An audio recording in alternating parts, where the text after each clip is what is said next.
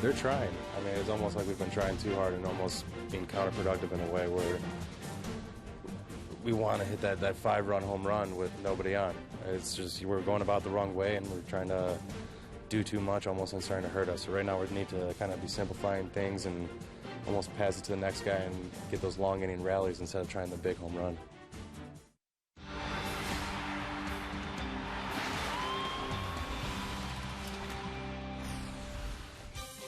A very frustrated Cleveland Indians team seeks a win tonight against the Baltimore Orioles. They'll try to even the series at a game apiece tonight here at Progressive Field. Hi again, everyone. Matt Underwood alongside Rick Manning. Another tough loss for the Tribe yesterday. You're playing a Baltimore team that has hit the most home runs, and they've given up the most home runs. They gave up 2 to the Indians. They were solo shots. The ones they hit were crooked number jobs. Well, Nick Hagedorn grooved a fastball there to Nate McLeod. That was a 2-run home run after they had an early lead. And then the late hit right there by Matt WIETERS. He had the count in his favor, 3-1 fastball. He left the yard, and when you look at the wild card standings, the Cleveland Indians still 3.5 back. So there is time. You've got to turn it around, find ways to win. But there's so many teams that are bunched, it could make for a very interesting September. I really think this team needs to take your advice. Go back to when we were in Detroit, and you said they need to just kind of have that, hey, don't care attitude. Just let it all hang out because they're pressing right now. Well, they really are, and it's a relaxed thing. Go out and have fun. Enjoy it. Pretend you're going to be the spoilers. That's the only thing. Don't think you have to win because, you're in the wild card hunt. Go out there and play because you want to win. Well, let's see if they can get a W here tonight. The Indians and the Orioles. The Tribe will send Ubaldo Jimenez to the hill. Chris Tillman, though, big winner for Baltimore, opposes him for the Birds. The play-by-play is next.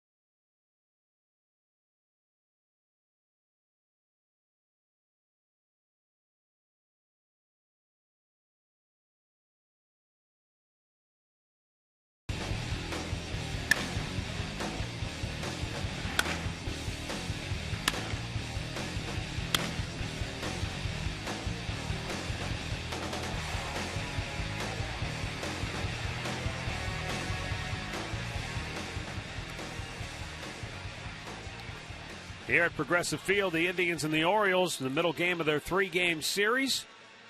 Tribe has taken the field behind Ubaldo Jimenez tonight. We'll get a look at the Baltimore starting lineup for Buck Showalter. Brian Roberts leading it off, followed by Manny Machado. Chris Davis will bat third. Adam Jones in the cleanup spot, followed by Matt Wieters, who had 4 hits last night. Michael Morse will DH in bat sixth, and Nick Markakis, J.J. Hardy, and Nate McLeod. Ubaldo Jimenez making start number 27 this year. In his last 2 starts, he has 2 L's, but he's pitched very well, as a matter of fact. He has 20 strikeouts and walked just 3 in his 13 innings of work, but nothing to show for it. Offensively, they haven't scored a lot of runs for him.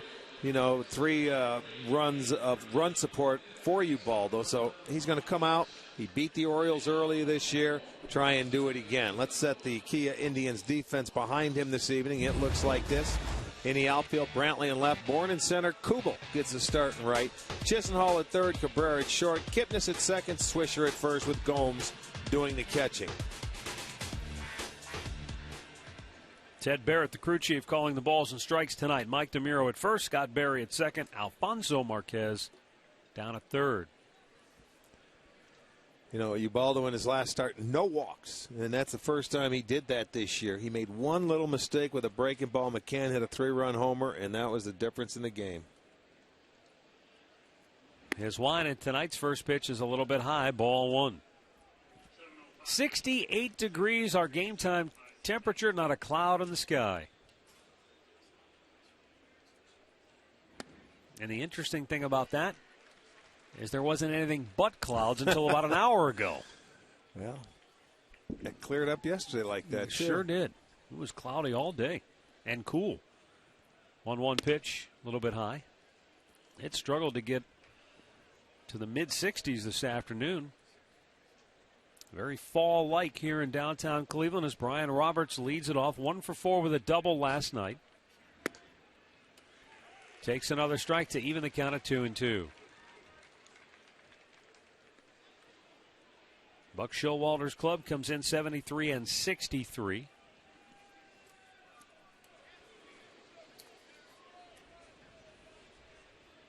A little bit low in a full count.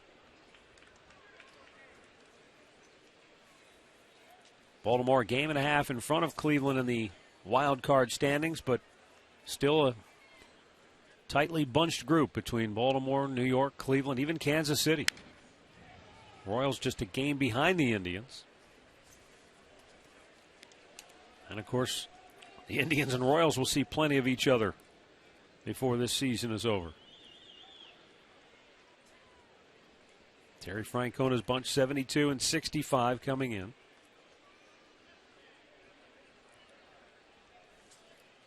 The 3-2 pitch. Popped him up. Shallow left. In comes Brantley. Out goes Cabrera. And Michael makes the grab, 1 away. Keys to the game brought to you by Akron Children's Hospital.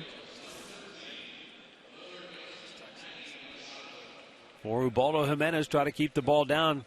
This is a Baltimore club that loves to hit the long ball. And for Indians hitters, try to lay off the high heater of Chris Tillman. Tillman is second in the American League in wins, second only to Max Scherzer of Detroit. Here's Manny Machado. 1 for 5 yesterday in the series opener. Pops the first pitch back out of play.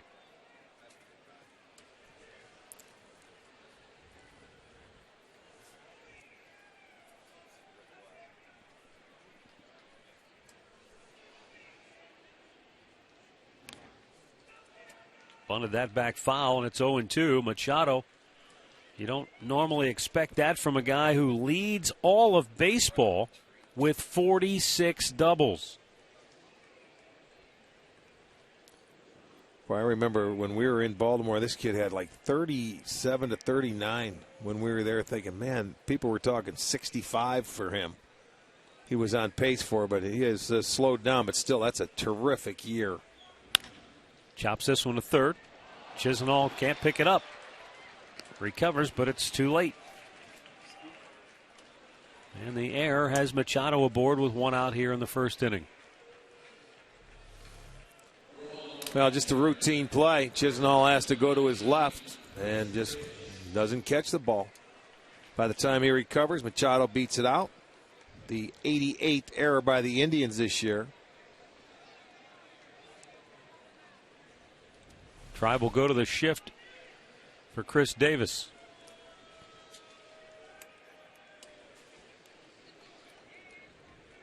Davis, 47 home runs, 122 batted in.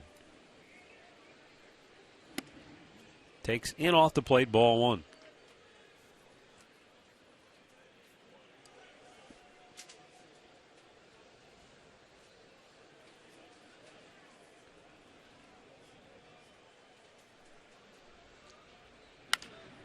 That's fouled back out of play. You talked about it yesterday, Rick, with the fact that Davis, other than the July swoon he had in terms of batting average, he was right up there in terms of average. And sometimes home run hitters can be all or nothing type guys, but he had 8 doubles, 9 homers in August. Now, this gets a little convoluted, but he's had at least 7 homers and doubles in a month, 4 times this year. Right. He's been really consistent. So that's consistently getting your extra base hits and not just swinging for the fences. You know, he's leading the league in home runs, and you have to think, when you're, in the battle like that, and Miguel Cabrera is chasing you, he won the Triple Crown last year, you have to think he's trying to hit maybe a few more home runs. I would think so. It's only human nature where you want to win the home run title. He plays in a ballpark that's very conducive. He plays on a team where they hit a lot of home runs. Well, and let's face it, he's got Manny Machado in front of him, who's having a phenomenal year, and he's got good protection behind him, and Adam Jones, who's having a solid season. It's a pretty tough lineup. The 2-2. Swung out and missed. Ubaldo strikes him out. 2 down here in the first. Let's go downstairs and check in with Katie Witham. She has the keys to success for Ubaldo tonight. Well, the key lately, Matt, has been Ubaldo doing a much better job pitching off of his fastball. Mickey Callaway told me today his last 3 side sessions have been all fastball bullpens. Because of that, they've seen improvement in his changeup, his slider, and his splitter. But tonight, they really need to see him pitch off that fastball. Well, his strikeout totals, we told you he punched out 10 his last time out against Atlanta. He's struck out 144 now in 142 innings of work. Yeah, back-to-back 10 strikeouts. But didn't you tell me a stat, you read it, where you got to go back to Dennis Eckersley for a guy that had back-to-back 10 strikeout games and lost both of them. Right, Dennis Eckersley. So you're going back to 76. 1976, yeah. Usually you strike out 10 in a ball game, something good is happening. You would think so. Runner goes, pitch up high, throw down, good pitch to throw on, and they got him. Yan Gomes guns out Manny Machado, and the inning is over. The Indians are coming to bat.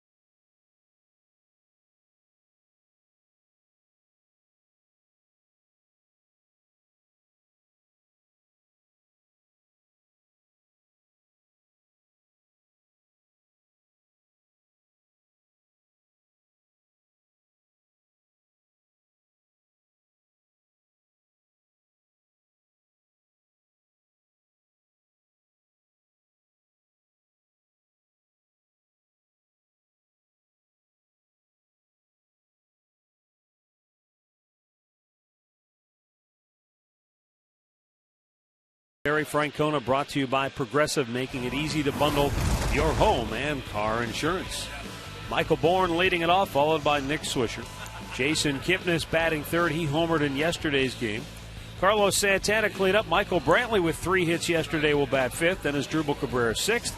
Jason KUBEL gets the start in right field batting seventh. Then it's Jan Gomes and Lonnie Chisenhall. 24-year-old Chris Tillman makes the start. 6'5", 210 pounds. A big guy that throws a high fastball. And he has been very successful. 15 wins this year. He has done a tremendous job on the road. 8-1 and a 2.93 ERA. He's given up only 7 home runs on the road. 27 on the year, but 20 of those home runs have been solo shots. Fastball strike to Michael Bourn. And that's not something that's necessarily just a trend this year for Tillman, as he easily fields the ball hit by Bourn. 1 away. Let's check out that Orioles defense behind Tillman tonight. McLeouth is in left, Jones in center, Markakis in right, Machado at third, Hardy at short, Roberts is at second, Davis at first with WIETERS behind the dish.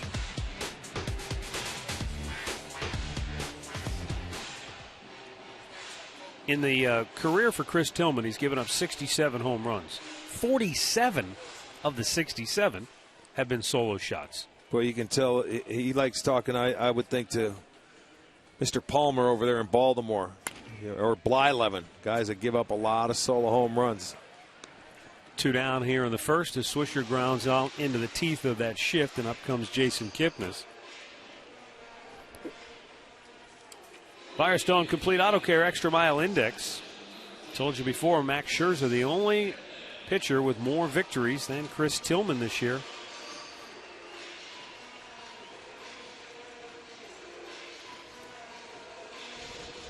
He's been suffering lately just from lack of support. I mean, he's pitched well, but the last time out, he got a win. That snapped a 4-start winless stretch after he posted wins in 4 starts consecutively prior to that. Boy, you need a little help. You know, sometimes it doesn't matter how well you pitch. You have to have that offense to give you a little support. He has made 4 starts against the Indians prior to this when he's 2-1. And, you know, they've been able to score off him a 4.79, 1-1 in this ballpark with an ERA of over 7.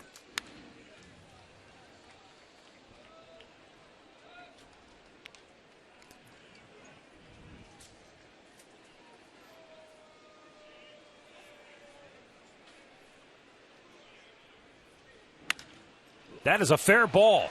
How he kept that fair, I won't know. On his way to second is Kipnis, and he'll go in standing with a double. He hit that ball right down the chalk, and it stayed fair the whole way over the bag. Yeah, that's beautiful. I mean, that was a good job of hitting. That ball just hugged the line, and it was a breaking ball. And he waited on that pitch, and you're going to get a good look at it right here. Right over the corner, the left side of the bag. Alfonso Marquez says, yes, it is a fair ball. A double for Kipnis. That's his 32nd. So a 2-out double give the Indians an opportunity to score now. That's a good job on a curveball. You know, usually you may hit that fastball hard that's away, but he waited back on the curveball nicely. If I remember right, he did that in Atlanta, too. Yes, he did. Took one right down that left field line. See, that's the old equalizer, the curveball right there, and that's how he gets that high fastball by you, because you see that curveball starts up here, then he'll start that fastball, and then it just by you. It's nothing wrong to swing at the high fastball. You just have to make him bring it down a little bit.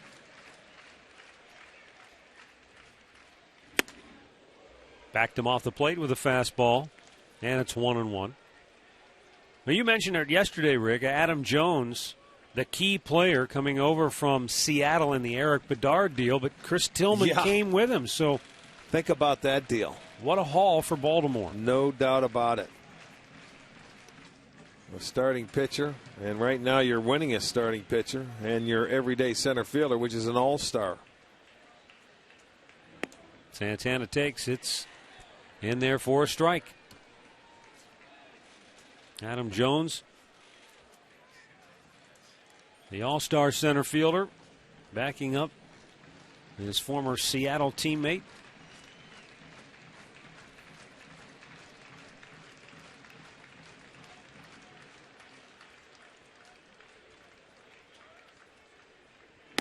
Upstairs, 2-2. Carlos Santana trying to get the Indians on the board here in the first. Looking for that 2-out RBI hit.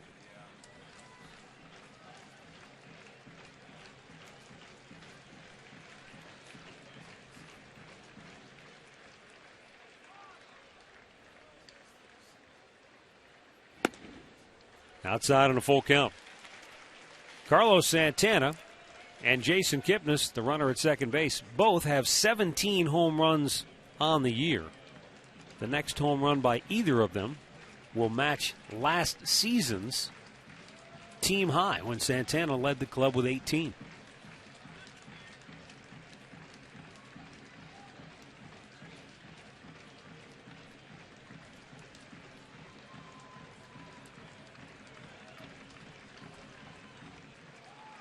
Tillman's payoff pitch. Popped him up. J.J. Hardy, the shortstop, camps under it. The inning is over. No runs ahead, a man left. No score after one.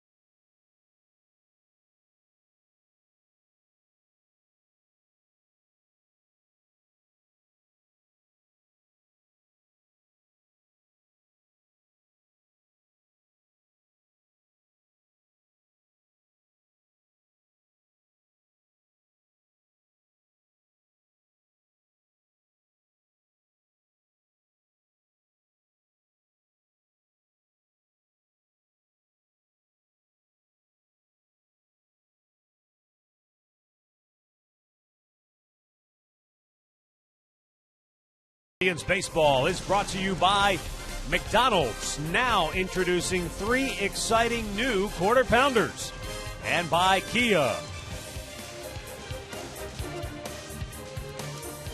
Adam Jones, Matt Wieters, Michael Morse due for Baltimore here in the second. No score.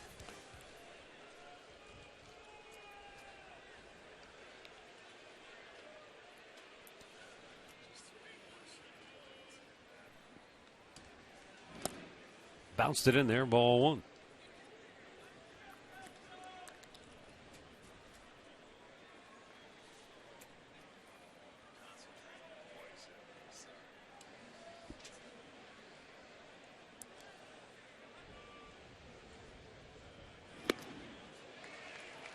One ball, one strike. Jones, he's a guy when he decides he's going to turn it loose, he won't get cheated. Well, he's a guy that doesn't walk a lot. He went through a spell this year. What was it, 160, 70, 80 at bats where he didn't walk. Plate appearances where he actually went to the plate and he swings at everything. He is a tough guy to walk. When you look at him this year, he's walked 19 times in 500, and this will be 60 at bats. So I think if you get it close, you got a pretty good chance of him swinging. Well, it also tells you, I would think, you don't have to throw him a lot of strikes. Right.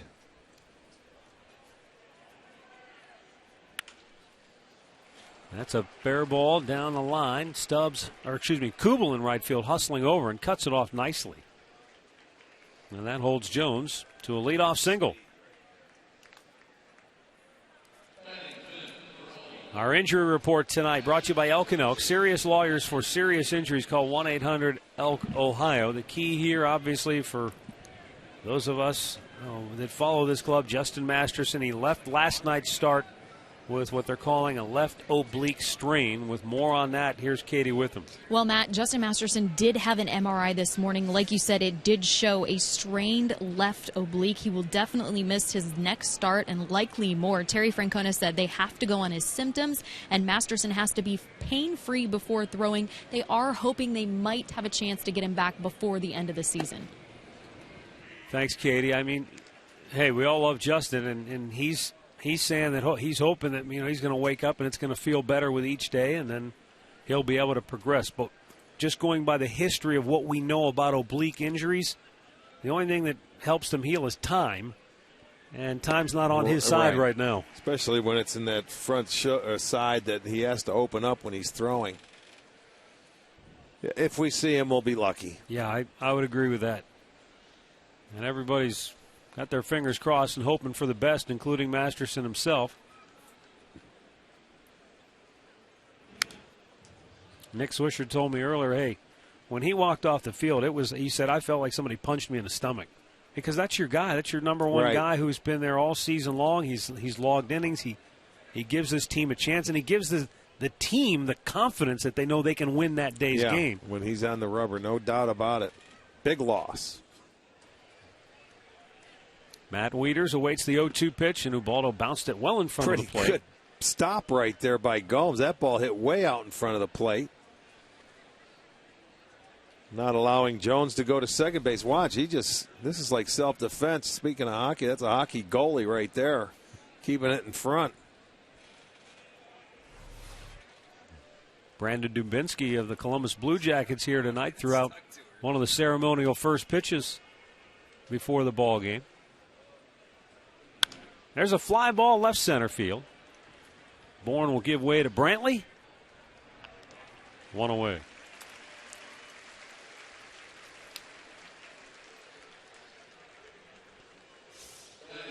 That's going to bring up Michael Morse.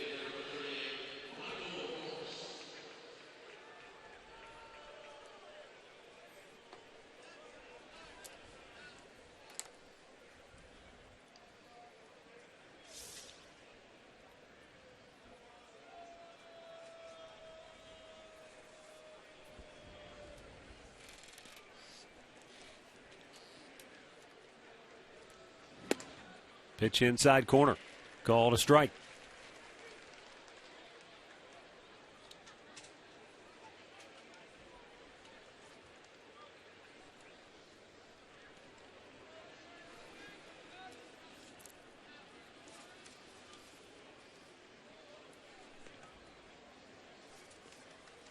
Got to keep an eye on Jones. He does have a dozen steals.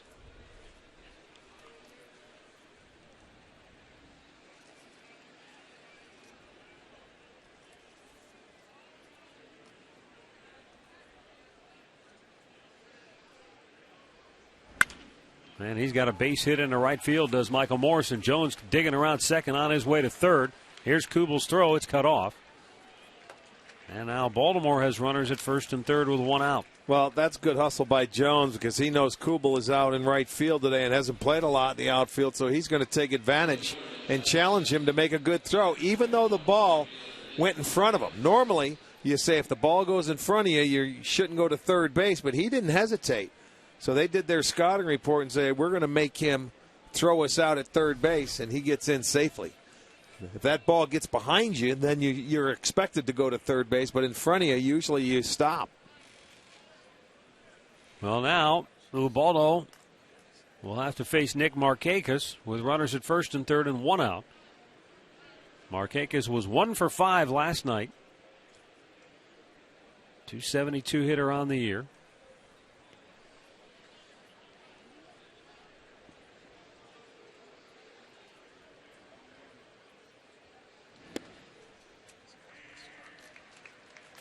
Takes a strike. Markakis was involved in that odd play in yesterday's game where he missed second base, and the Indians were able to appeal it. And the appeal went in their favor. Yeah. Went around second, came back, ended up trying to go back to third. It was a weird play. Spun him out of the way. I've never seen a fielder's choice hit so deep. Off the center field wall, and they get it out, and McLeouth hit that ball and didn't even get a hit for it. Originally it was a double, and they changed it to a fielder's choice because they appealed the play and went, 1-4, I believe it was? Yeah. Actually, it ends up going as a force out, I guess.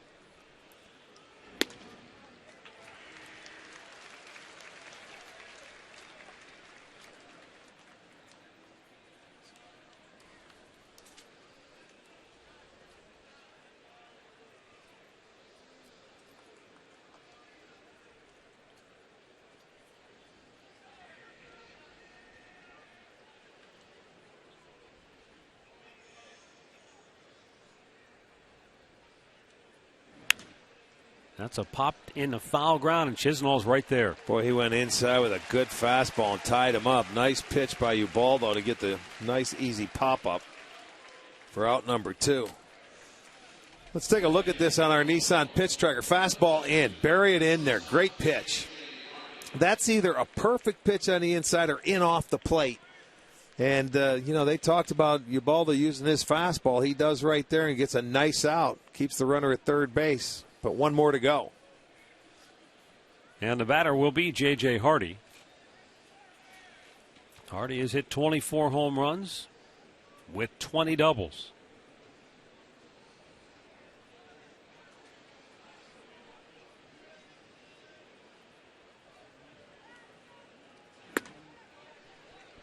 And again, Ubaldo using that fastball. And that fastball tonight has been crisp, 94 miles an hour. It has been. You're right.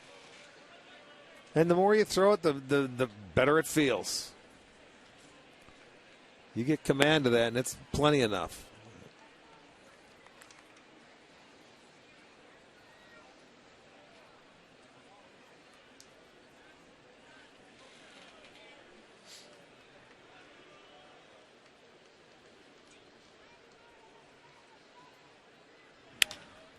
In the air center field, Michael Bourn. Good job. He'll make the catch. And Ubaldo works out of trouble here in the second. Still no score.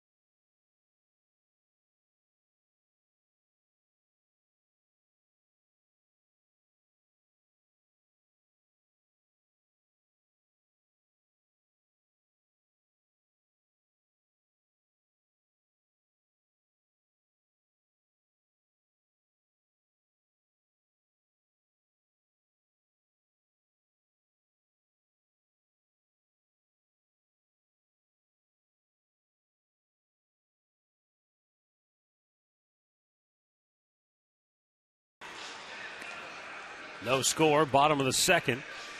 And for the Indians, Michael Brantley, as Drupal Cabrera and Jason KUBEL are due up.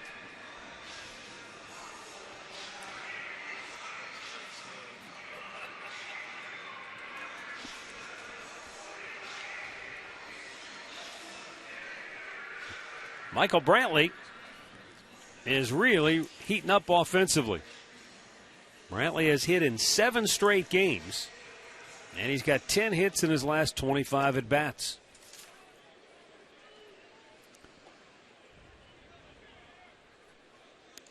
Did that hit him? No, it came close. Wow. I don't know how he got out of the way. I'll tell you what, it might have unbuttoned the jersey. It was right at his chest. He was going to square around to try a bunt, and look at it. He was able to get out of the way. That was close.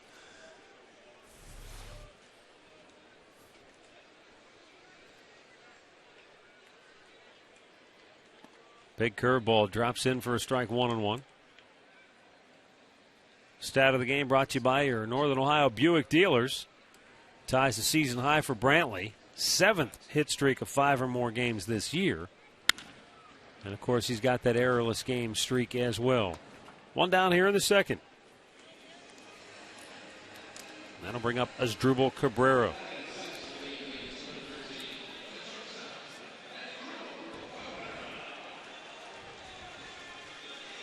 Chris Tillman is a California kid. Born in Anaheim, and his parents said that when he was in high school, they never had to worry about him going out and partying or anything of that nature. The only thing they had to worry about is that him and his buddies would, 10 or 11 o'clock at night, they'd hop fences at local golf courses and go bass fishing in their lakes. Nice. You imagine getting a call, sir, we have your son here at the fish police house. We would like our fish back. They don't have game wardens on golf courses, do I they? wouldn't think so. They have guys like Murph that'll chase you off the premises, so. You look like Jason from Friday the 13th coming after you.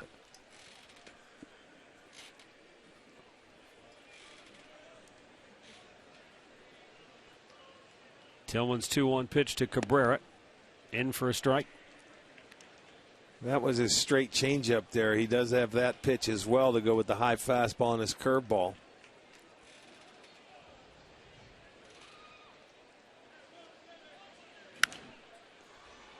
Popped out of play.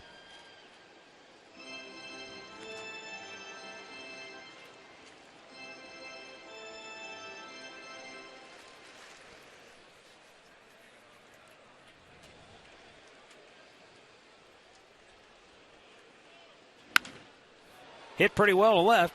Nate McLouth back, and he'll make the grab deep left field for out number 2.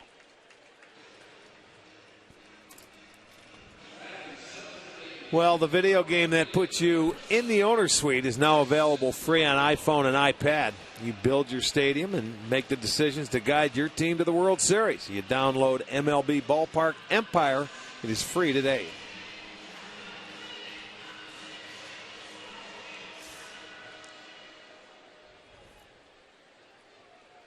Here is Jason KUBEL. Looks at the ball down low.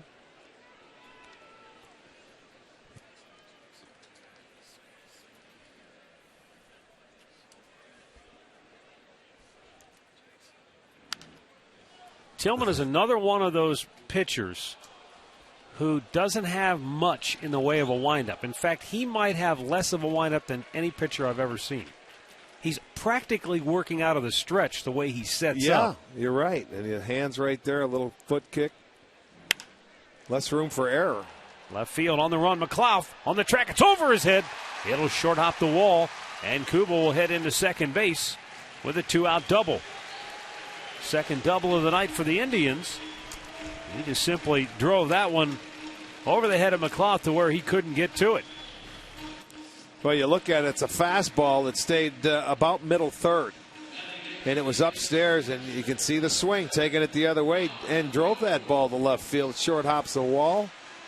McLouth gets it in, but KUBEL will get a double. So the second straight inning, the Indians have had a 2-out double. Now 2 hits in his first 5 at-bats as an Indian for Jason KUBEL. And up comes Yan Gomes.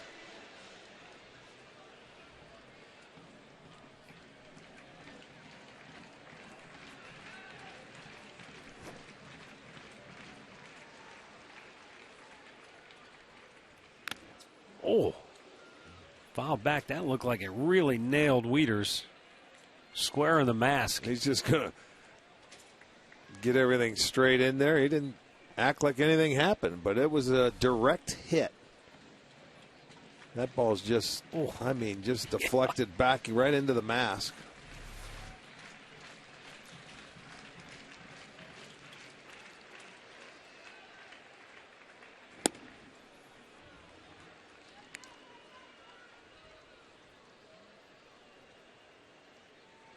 One ball, one strike. Gomes with 2 outs and runners in scoring position this year, 7 out of 20.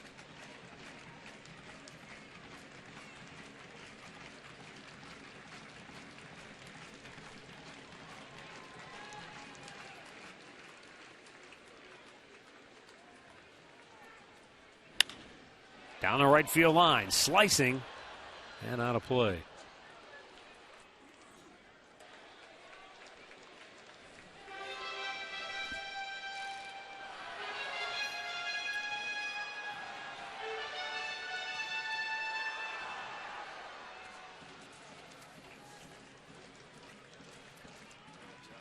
Gomes has picked up a hit in 3 straight games. Right now, he'd love the RBI hit. And the Indians will take him any way they can get him right now.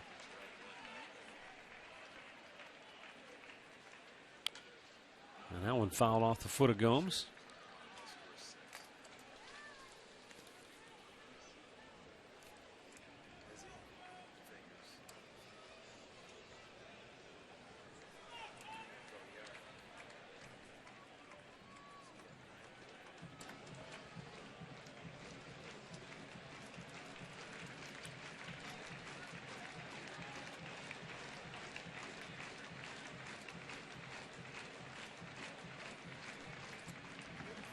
KUBEL takes his lead at second base.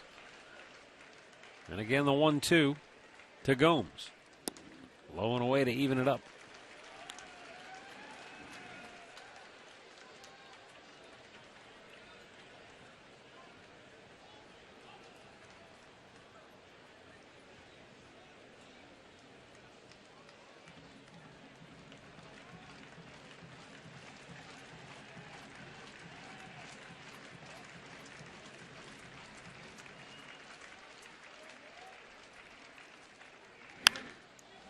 Sky high pop near first base. Davis. The inning is over. And once again, a 2-out double goes for naught. No score after 2.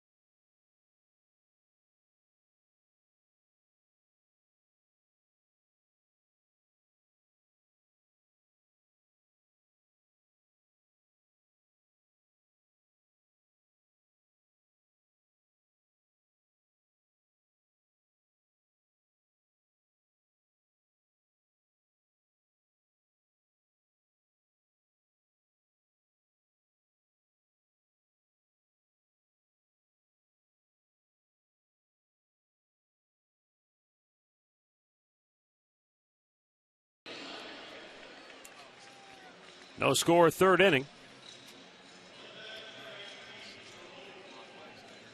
For Baltimore, Nate McLouth, and then at the top of the order, Brian Roberts, Manny Machado.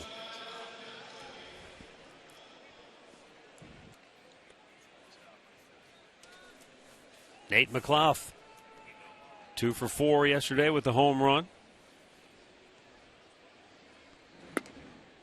Takes a look at a ball up high.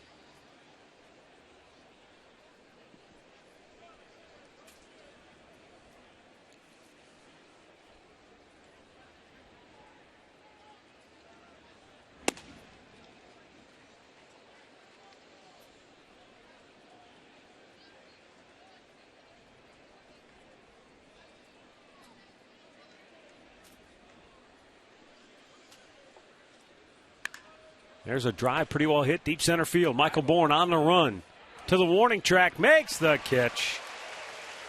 One down here in the third.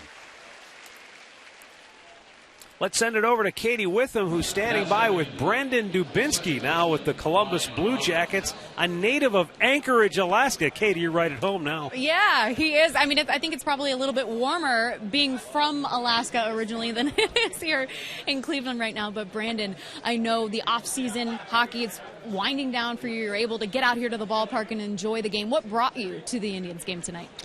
Well, I just had an opportunity. They asked if I wanted to come up to Cleveland and watch the game and throw out the pitch, and I was honored with that, and I thought it would be a great opportunity to get up here. It's my first time up here and check out their great ballpark and hopefully try and cheer the team on and get them into the playoffs. Now, talks are pretty high for the Blue Jackets heading into this season. I know I've heard a lot of people say this is the best roster on paper that the Columbus has had in franchise history. What do you think about this season? How are you guys going to do? Well, the whole roster on paper is a sort of a scary thing, but I think that we have a great group of guys. We have a lot of returning guys, and I think with the confidence and if we can try and build off what we did at the end of the year last year, we'll have a great season. I know the guys are anxious and anticipating it and getting ready here. Yeah, you are getting ready. Opening day, I believe, is October 4th, right? So it's going to be here sooner than you know it. It is, and training camp always happens fast, and the preseason games, and we get going next week. So we're like I said, we're really anxious for it, and we can't wait to get back in front of those fans. We can't wait for it too. You can watch all of the Columbus Blue Jackets games live on Fox Sports Ohio. Brandon, appreciate the time. Thank you. Yeah, thanks for having me. Matt, Rick, we'll send it back over to you guys. All right, thanks a lot, Katie. Brandon held his own with that ceremonial first pitch, but I was wondering if they would have let him shoot a hockey puck from the top of the mound, he probably could have put that right in the glove. He could dot an I, man. Yeah, we'll put it right on the outside corner on the block. He did a good job. There's Brandon throwing out the ceremonial first pitch to Drew Stubbs. Didn't try and throw it too hard. Stubbies liked it.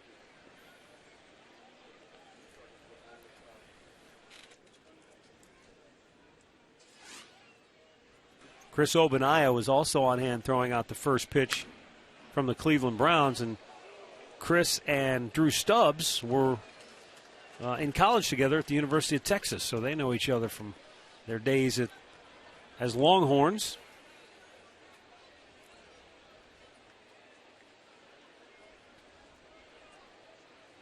Swing down a little bit down low to Manny Machado.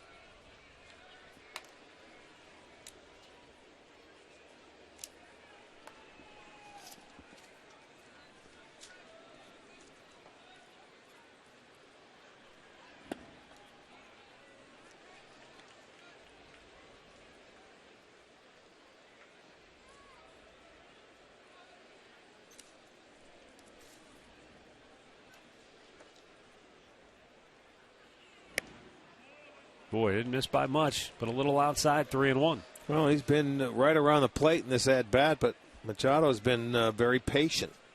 He reached his first time on an error by Chisenhall and then was thrown out at second base, caught stealing. This kid just turned, 21 this year. Baby face. He looks young. Bounce to third. Lonnie Chisenhall throws him out. Good inning for Ubaldo Jimenez. The Baltimore Orioles go 1-2-3. We go to the bottom of the third, no score.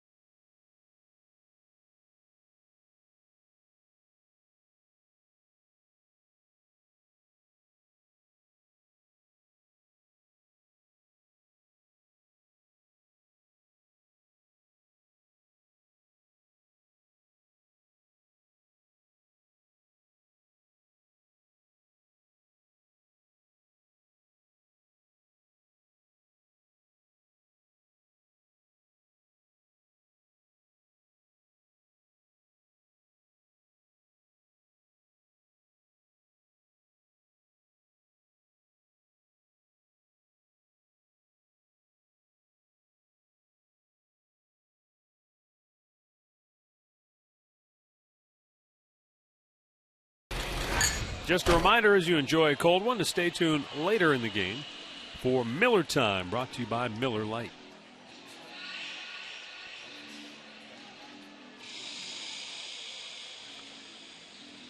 No score, bottom of the third for Cleveland. Lonnie Chisenhall, Michael Bourn, and Nick Swisher due up.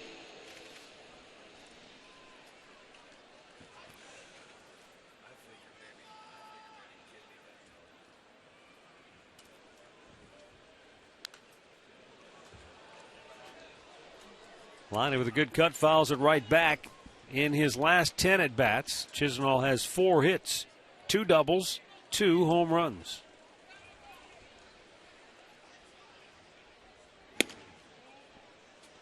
One ball, one strike.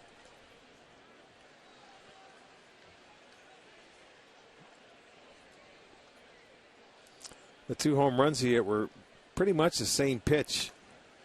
We were breaking balls down and in that they, maybe trying to go into the back foot slider or whatever, and they left it inside, down and in, and Lonnie was able to golf them both down the right field line. One hit the pole, another one was not that much off of it. That's scorched down that line, but foul. Our great clip of the game from yesterday. Chisenhall had 2 hits in the ball game. There's the home run down the line and just glancing off the pole. Great clips. It's going to be great.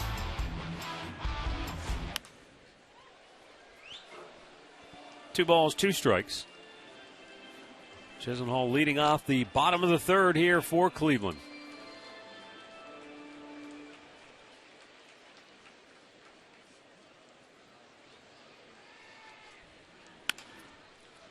To short. J.J. Hardy throws him out, 1 away. Well, this weekend, the New York Mets will come to town. And on Saturday, the first 10,000 fans will receive a Michael Bourn jersey. It's presented by MERITECH, and the post-game fireworks will be presented by Brilliant Sign Company. So go to Indians.com, get your tickets.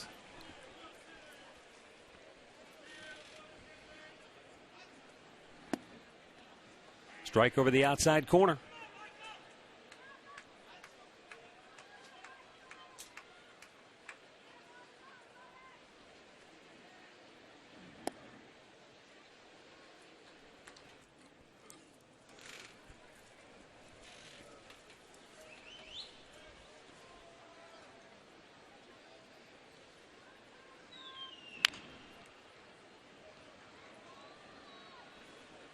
One ball, 2 strikes to count here on Michael Bourn.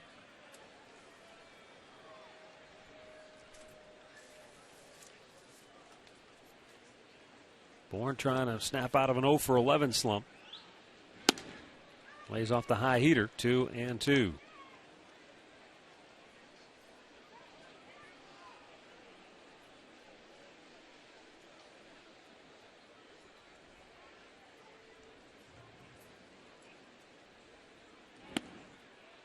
Went to the changeup. Bourn wasn't biting. Full count. Nick Swisher waits on deck. Try batting here in the third. No score. Each team with a couple of hits. Both Indians' hits have come after 2 outs.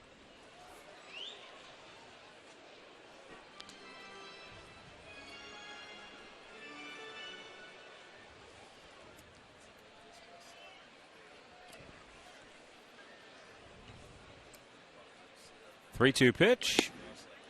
Got him in between. You could tell Michael was just unsure. Takes it for a called third strike, 2 down. First strikeout for Tillman, and it just locked him up.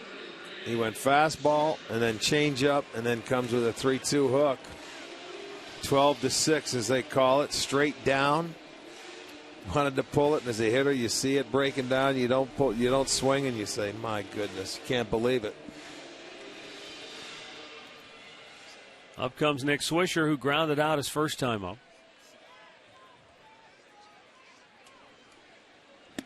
What did you make of the comment by Jason Kipnis where he feels like everybody's going up trying to hit a 5-run homer? Well, it's pressure. You're not relaxed. Everybody is trying to do too much. They have been for quite some time, but that's the nature of this team. Swisher grounds it to Roberts. Tribe goes 1-2-3 for the first time tonight, and after 3 innings, no score.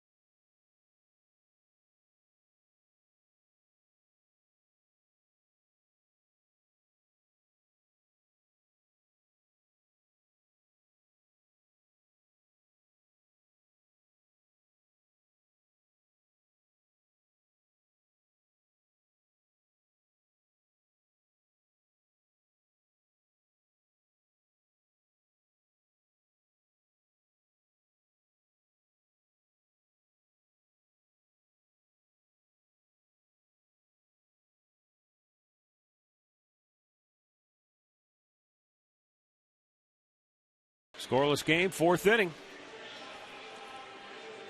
For Baltimore, Chris Davis, Adam Jones, Matt WIETERS coming up.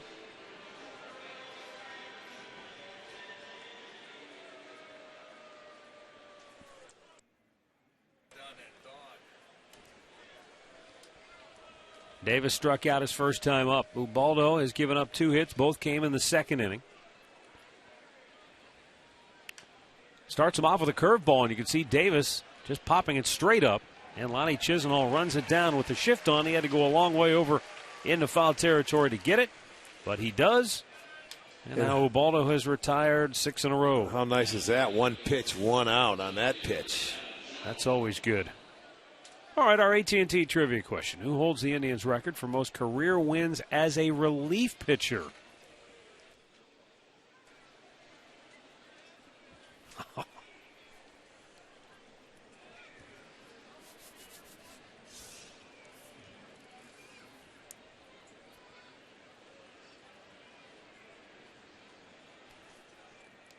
Adam Jones singled his first time up.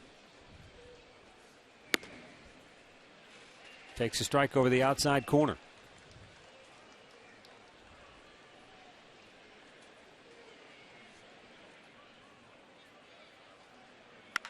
Hit hard to third. Oh, nice backhanded grab by Chisenhall. Gets up and makes a good throw to get him. 2 down here in the 4th, and Jones can't believe it as Chisenhall took a sure hit away from him. It's going to be our McDonald's. I'm loving it. A very nice play on the backhanded side. He goes to the slide, gets up, makes a good throw. It says, "Don't come over here, Mr. Jones." Well, don't worry. Jones will be waiting for you in center field, though. Not in my neighborhood, Mr. Jones. That's right. That was a good play. Backhanded side. That's what you do as a defender. You say, okay, you're going to take me. Don't hit it in my direction because I'm not going to give you one either. Matt WIETERS takes a strike. He flied out the left his first time up.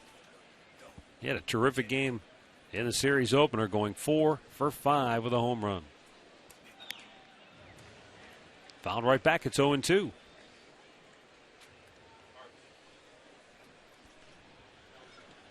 Ubaldo tonight, 6-0-2, 1-2 counts.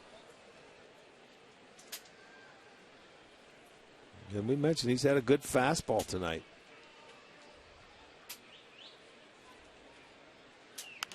Chased the high fastball and fouled it back out of play.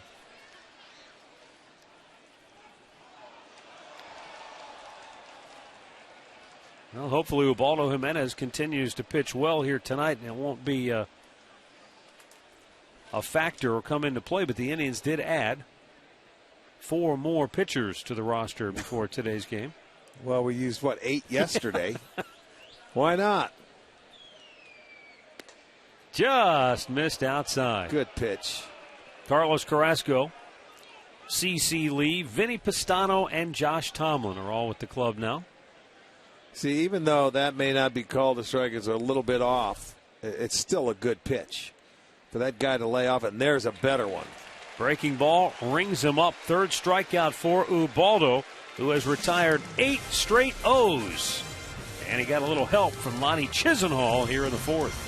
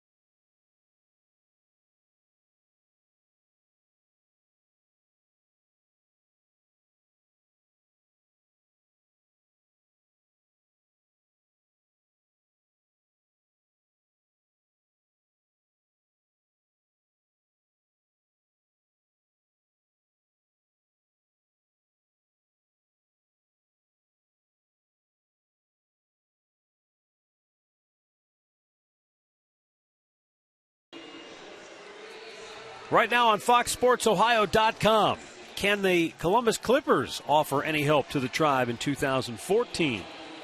Urban Meyer on Buffalo Bulls linebacker Khalil Mack. And why does LeBron James have a locker at Ohio State?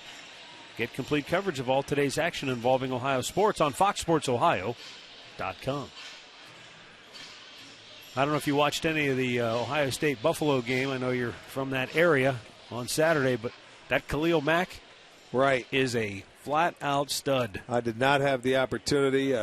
Tommy Bowe told me that he was going to be a very good player. The boys from the Falls told me that as well. He's a Florida guy, though. How did they get him up to Buffalo, as I want to know? Great recruiting, and I believe that would have been probably during Turner Gill's regime as head coach, but he is just an incredibly talented football player, and the Buckeyes had their hands full with him.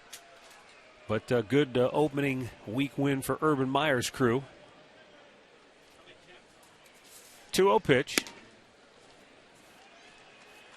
Jason Kipnis, who doubled his first time up, has the count now at 3-0.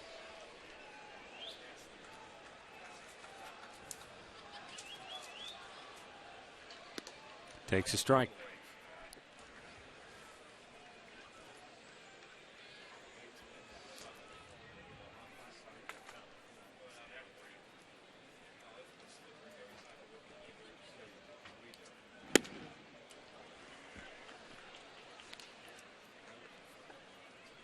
Count goes full, 3-2.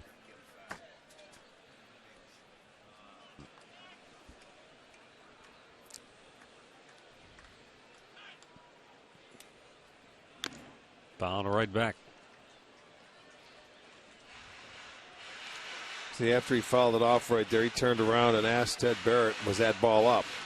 You know, wanting to know, is that top of the line or should I lay it off of that and maybe walk?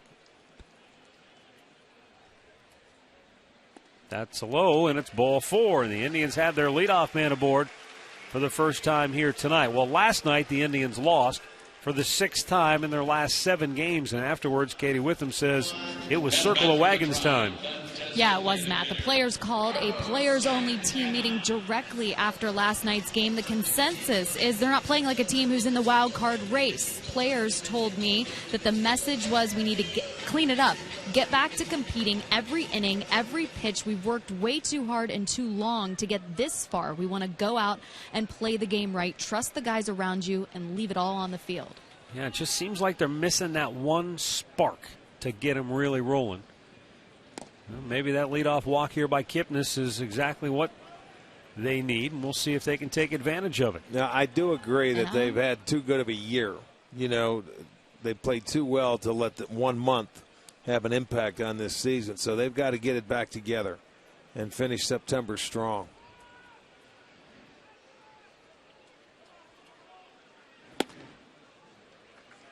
And now that's going to send Matt WIETERS out to the mound. First little bump in the road so far for Chris Tillman. Well, let me send out our birthday wishes. Ann Wolgamuth is turning 99 years old, and she's a huge Indian fan. Ann, happy birthday. Jesse Byer is 95, and Dottie Bauer of Talmadge is 75. Happy birthday to each and every one.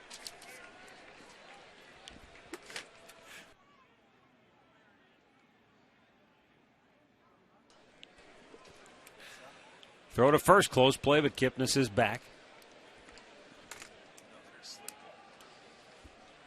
Kip with 24 steals on the year. Orioles shift with Santana at the plate. They've got 3 on that right side.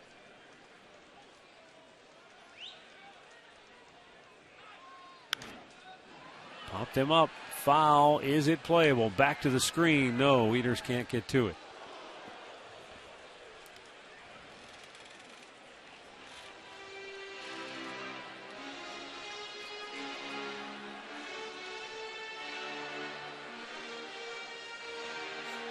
Now here's a case, too. The count was 2-0.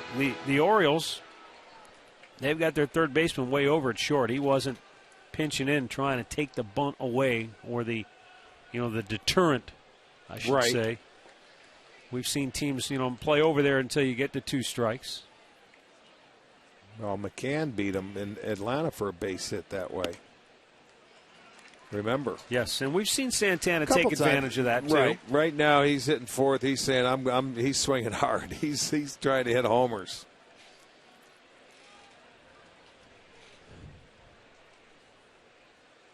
Again, he's going to have a good pitch to swing at should he get it.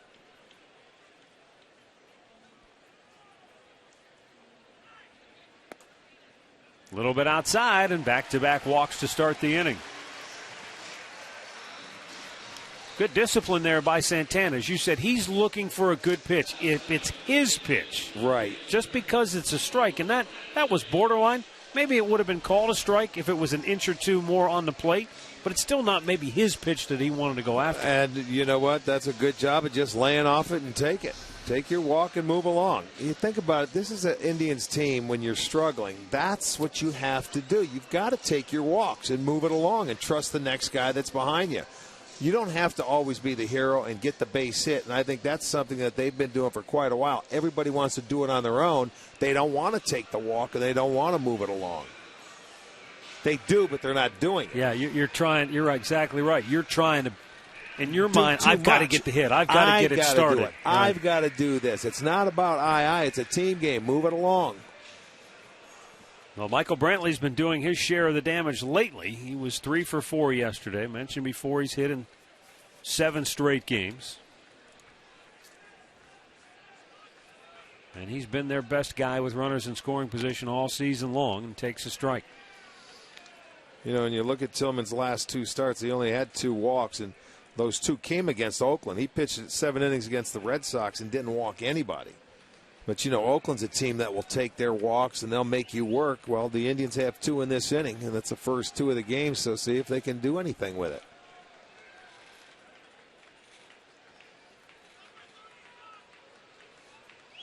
Brantley squares, and he bunts it up in the air. It gets down. And Tillman's only play at first base, so the sacrifice moves KIPNIS to third, Santana to second.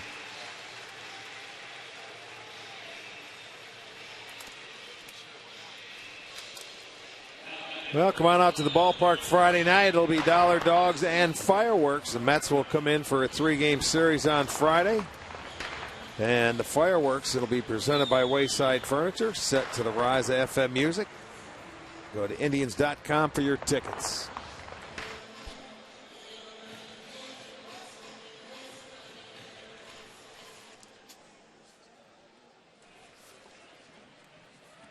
Well, here is Asdrubal Cabrera. 0 for his last 6.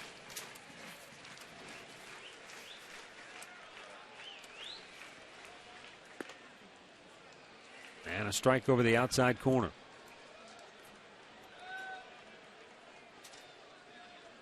Asdrubal has batted just .190 on the year with runners in scoring position.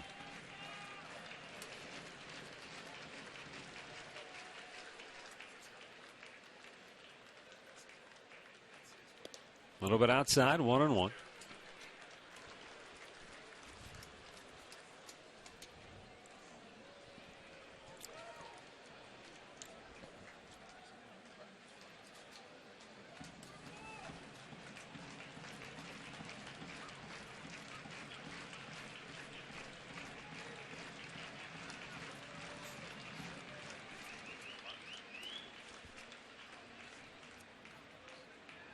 Curveball hit well. Deep center field.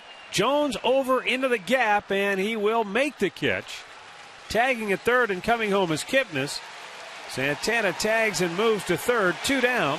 But Cabrera with RBI number 48 gives the Indians a 1-0 lead.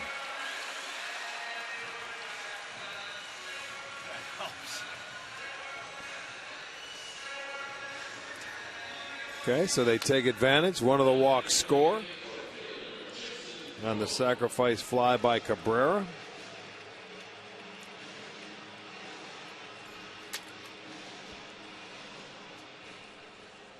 Now the batter is Jason KUBEL. He doubled over the head of Nate McLouth in left field his first time up. A little bit outside, ball 1.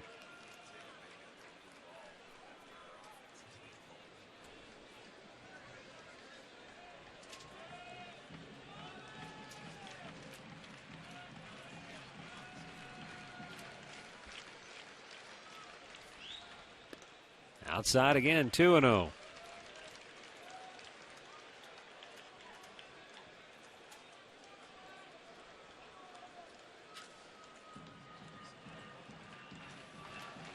Now they're just going to put him on.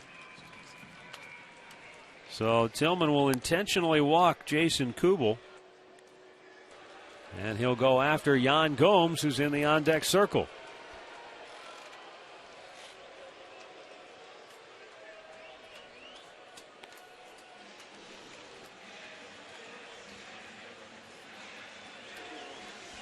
So a chance for Gomes with 2 outs now. KUBEL trots down to first. Indians with a 1-0 lead. And Tillman has created all of his problems this inning on his own. Right, there's a case where it goes down as an intentional walk, but it wasn't that way until he fell behind him 2-0. Yeah, well, he was trying to get him to swing. He didn't feel good about going to KUBEL, who doubled his first at-bat with 2 outs in the second.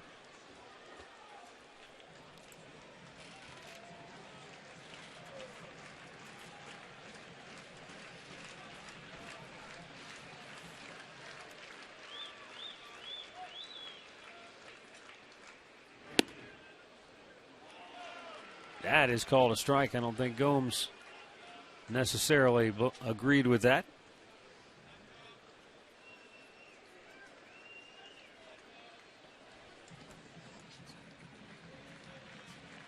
That sac fly snapped a string of 7 consecutive runs scored by the Indians, all via the homer. Doesn't matter how you score them as long as you can get them home. Gomes fouls it back over the screen, 0-2.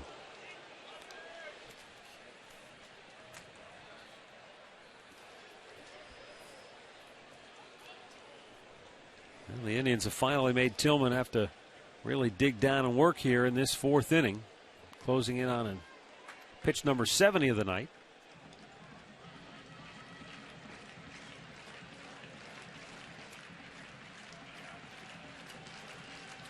Team just starving for that big hit.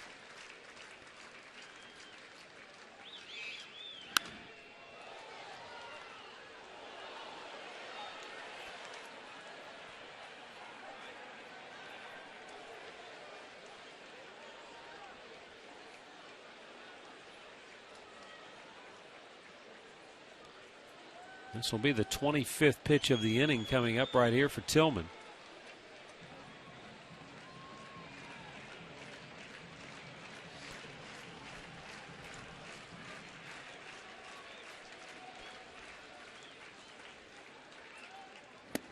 Gomes strikes out. The inning is over. Tribe gets on the board first tonight.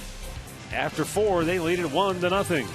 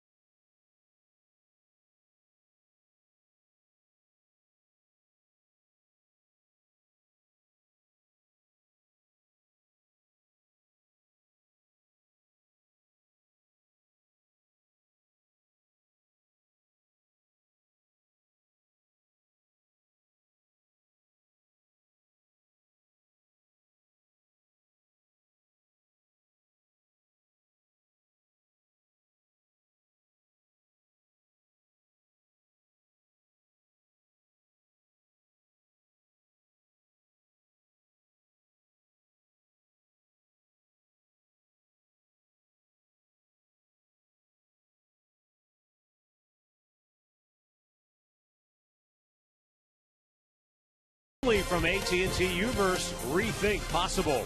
And by your local Toyota dealers. Toyota, let's go places.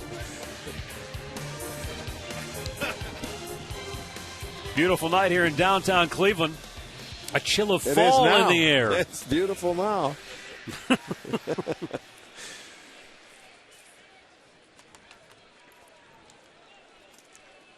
Sure, Tommy will let you borrow his parka.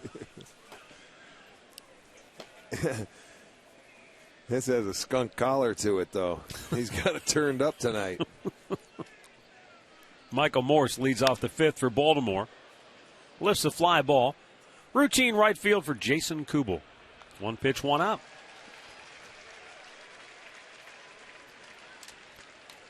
All right, UFC Wednesday premieres tomorrow on Fox Sports 1. 3rd-ranked light heavyweight Glover Teixeira takes on Ryan Bader.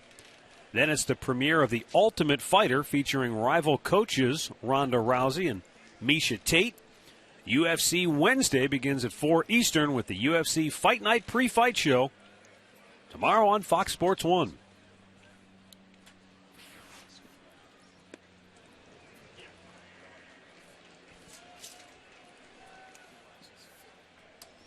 Nick Markakis fouled out his first time up.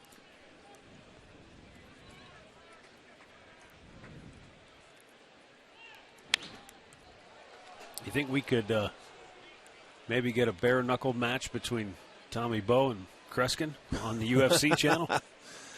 That would sell. I think we could.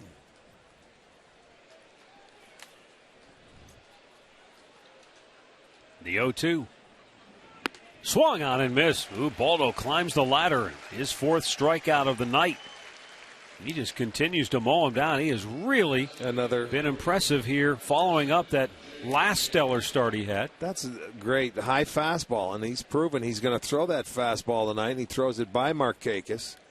And that's after the Michael Morse first pitch out. So he's had a number of first pitch outs. He's retired 10 in a row. And a first pitch strike to J.J. Hardy. 9 straight first pitch strikes.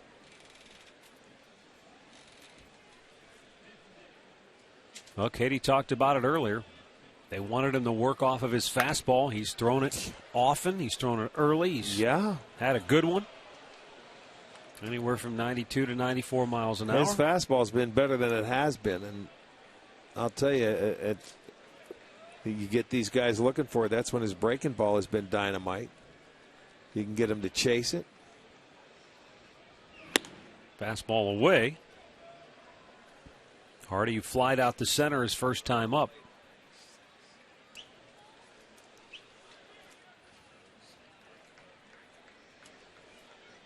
There's a curveball, but it's hit hard in the hole and a base hit. It's all right. 2-out single.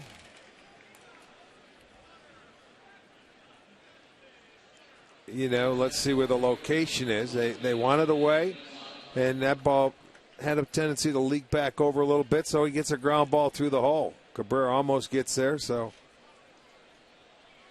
that'll be the 3rd hit for the Orioles. All of them have been singles. They had 2 in the 2nd. Both of them going the other way. That one was the first ball he was able to pull.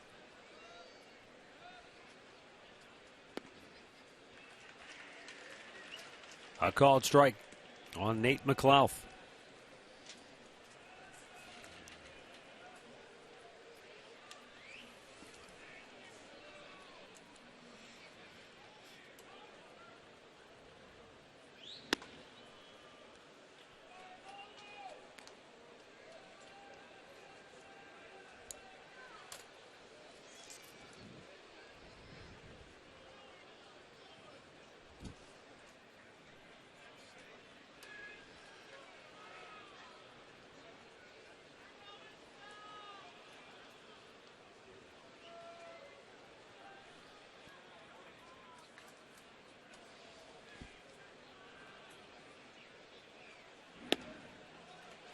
McLouth taking a called strike, 1-2 the count.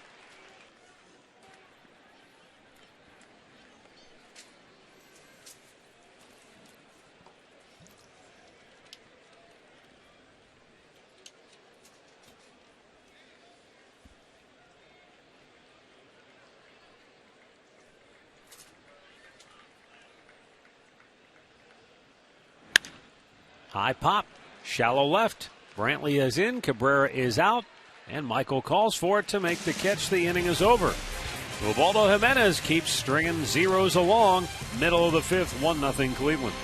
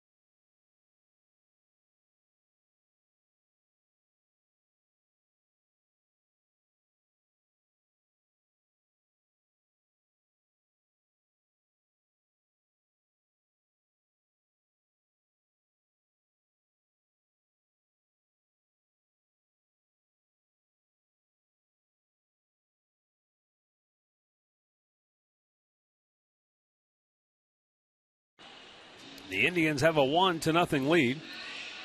Rolling to the bottom of the 5th. Lonnie Chisenhall, Michael Bourn, and Nick Swisher due up.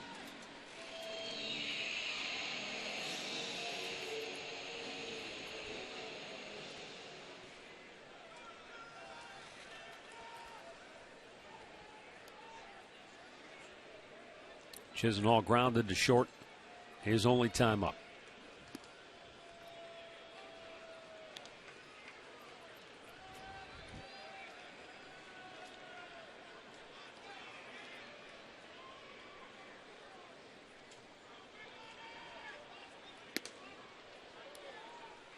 Fastball and sort of a half swing. It's 1-1.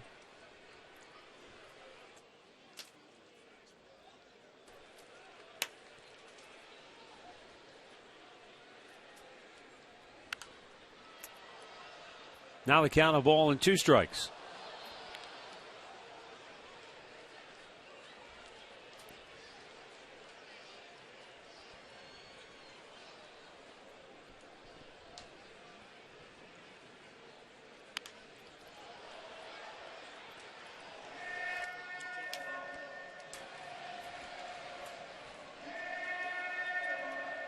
Tillman, 75 pitches on the night, 46 of those have been strikes. Curveball tapped up the middle, cut off by Hardy. 1 away. Our in-game recap brought to you by your local Toyota dealers. Ubaldo Jimenez has given up just 3 hits. He has struck out 4, has not walked a batter through the first 5 innings. And he has been very sharp again. For the Indians, they put together a rally in which they did not have a hit in the 4th inning. 3 walks, one of them was an intentional, and it led to the only run of the game on the sac fly by Cabrera. Michael Bourn is 0 for 2 tonight.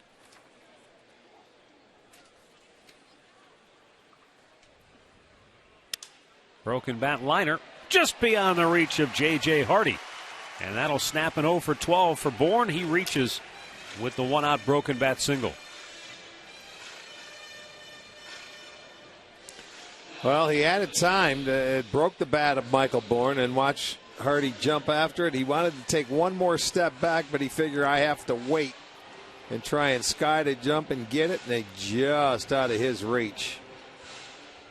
Can't go much higher than that. So a base hit for Bourn. 3rd hit for the Indians. And up comes Nick Swisher, 0 for 2 on the night.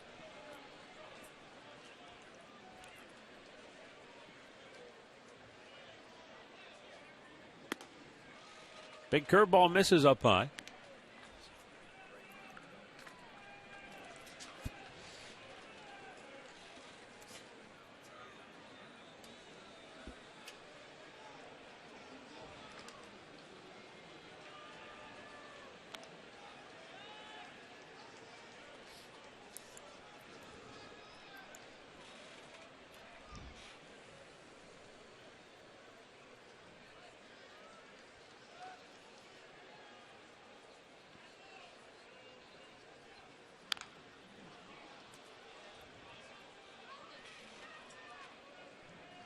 One ball, 1 strike.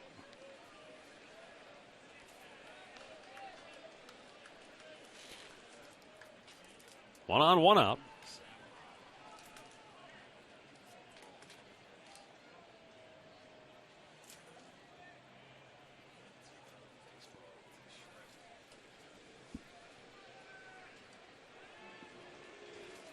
Bourn with 21 steals on the year.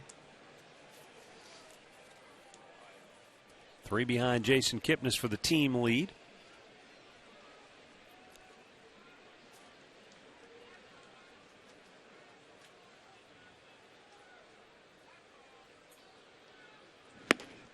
Swing and a miss, a ball and 2 strikes.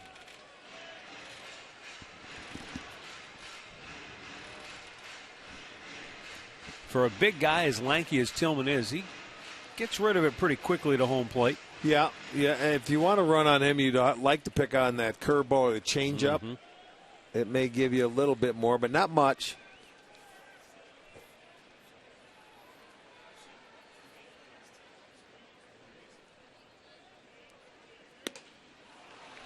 Swisher, a swing and a miss, and that's out number 2. Third strikeout for Tillman. We'll go back to the Hyundai Studios for an in-game update with Al Pulaski. Hey, Matt. Hey, Rick. Low-scoring games throughout baseball thus far tonight, including in New York, where the White Sox are taking on the Yankees. Here in the bottom of the second inning, New York ties it at 1 with a steal of home by Vernon Wells. So far, that's been it. It's the Yankees and the White Sox even at a run apiece in the 5th. Matt? And the old double steal. That's a good way to come up with a steal of home. The straight steal of home. Well, if they throw through, you don't think the guy's going to go. But, you know, Wells at one day, he may not run like he used to, but he still was a pretty good base runner at one point in time.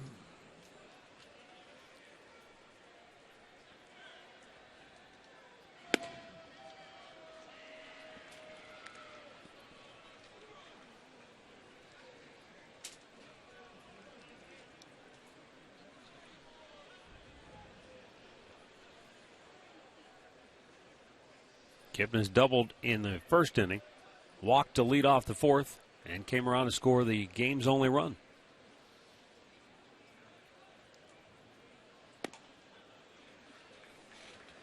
One ball, one strike.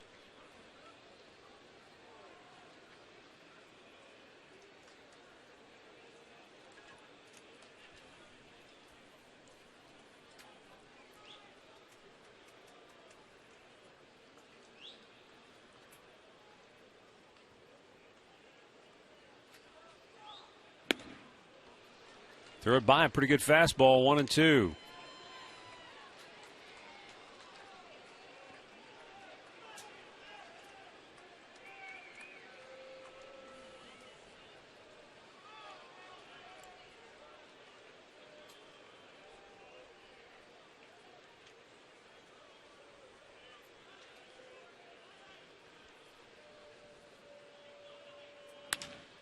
Fly ball center field. Jones on the dead run. On the track, makes the catch to end the inning. KIPNIS gave it a good ride, but he comes up just a little short. And after 5, it's 1-0 Cleveland.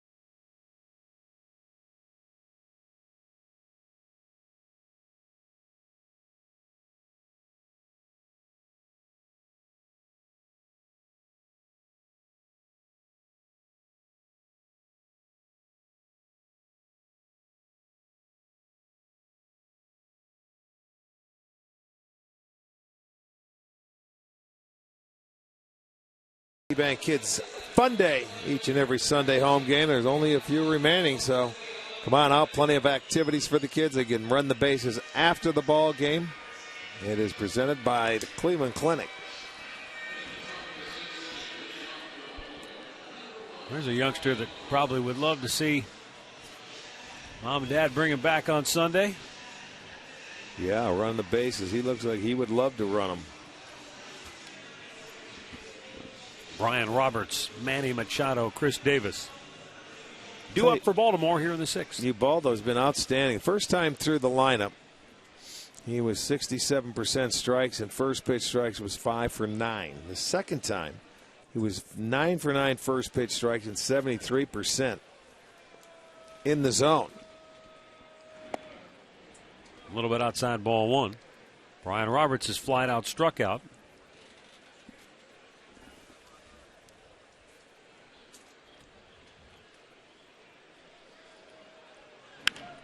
Talked about it before. This is a good hitting Baltimore lineup. Anytime you can go through them, especially second time through the lineup, go and retire 8 out of 9 of them, that's pretty impressive. Struck out 3, second time through.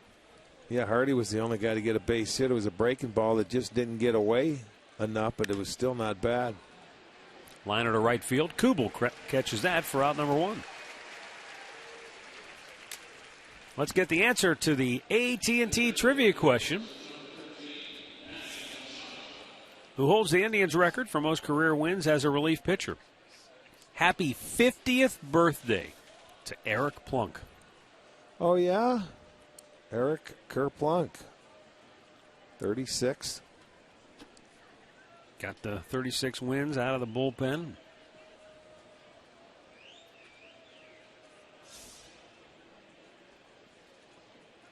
So Eric is 50. Happy birthday. And our Katie Witham is celebrating her second wedding anniversary. Congratulations to her and her husband. Working here at the ballpark tonight.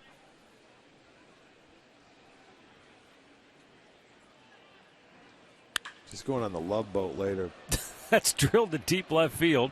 Off the wall. Played well by Brantley. Here's the throw to second. Jamming on the brakes and going headlong back into first base is Machado, because Brantley played that perfectly off the wall. Machado would have been a dead duck. You know, that is great. That's good hustle by Machado, and it's even a better play by Brantley off the wall. He smokes this line drive, and you're thinking double. So why not go for it until you pick it up? He bare hands it and throws a C. Then he would have been a dead duck. But he was able to stop. Watch him put on the brakes about halfway down. He realized that throw was going to be right on the money. He's got to head back. Great play all the way around. Machado for hustling. Better play for Brantley on picking it clean off the wall. Now the batter is Chris Davis, 0 for 2 thus far in the ballgame.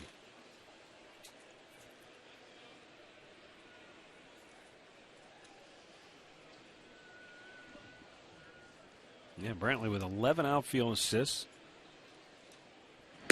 Well, guys, they were starting to run on him earlier in the year, and they're smart not to, because he's very accurate.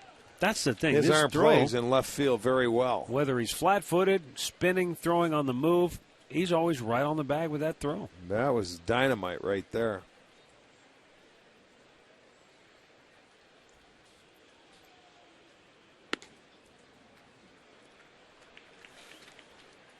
Ubaldo has gone to 3-0 with Chris Davis. And Adam Jones waits on deck. Jones 1 for 2 on the night. Davis, the first Oriole to get to 3-0. Well, he'll have a green light here if he wants it. That's the first walk issued by Jimenez. 2 on with 1 out.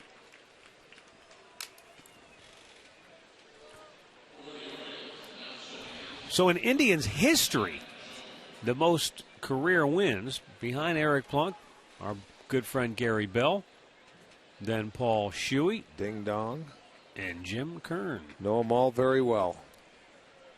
We're going to nickname them the Vultures.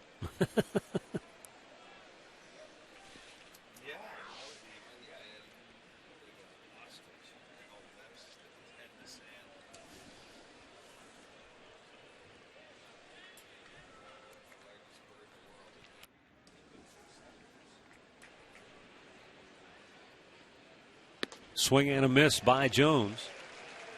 Once again, and we saw him do that earlier. He is a man who is going to swing it and swing it hard.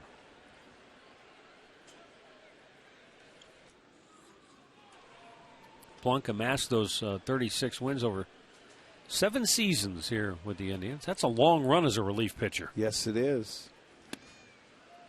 He came out and he had a power arm. You talk about coming out of the bullpen, a power arm. All those guys did. Yeah, they did.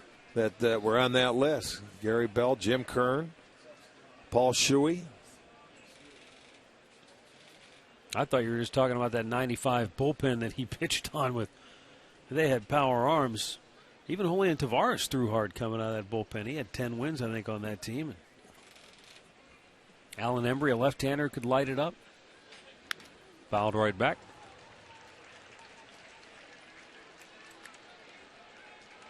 What do you suppose Gary Bell, was he not, would he have been a 98-mile-an-hour guy, you think? I don't know. I don't know. We'd have to ask him. Knowing him, he'd say 108. I was going to say. So I'm going to say 88, and let's say about 94. How about that? Okay, we'll settle on that. And if he's listening down in San Antonio, you're right. Don't be texting and telling us any harder. 80 pitches on the night thus far for Ubaldo. He's at 52 strikes. 2 on, 1 out. A turn, but nothing doing, and Machado sniffed that out. He was already headed back towards second base. Well, when you're at second base and you see the pitcher's delivery, you know when he's going to turn like that. You can. It's just so different when you pick it up from behind him. Slowly tapped to Cabrera, to KIPNIS. Not in time on the double play turn, but they do get the second out of the inning. Machado to third base.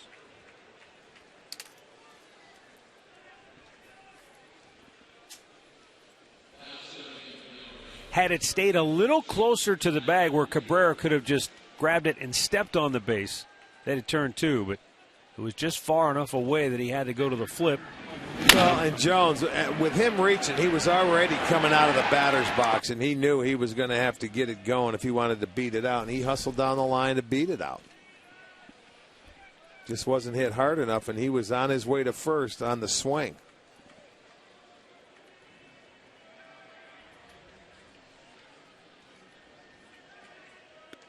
Outside ball 1. Matt Wieters 0 for 2. He has flied out, struck out.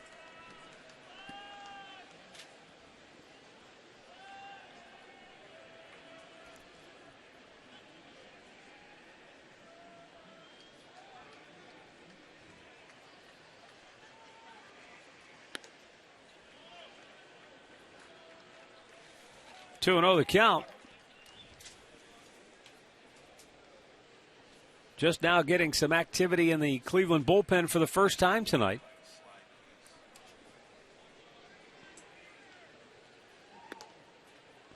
Little bit outside, and it's 3-0. Cody Allen starting to heat up.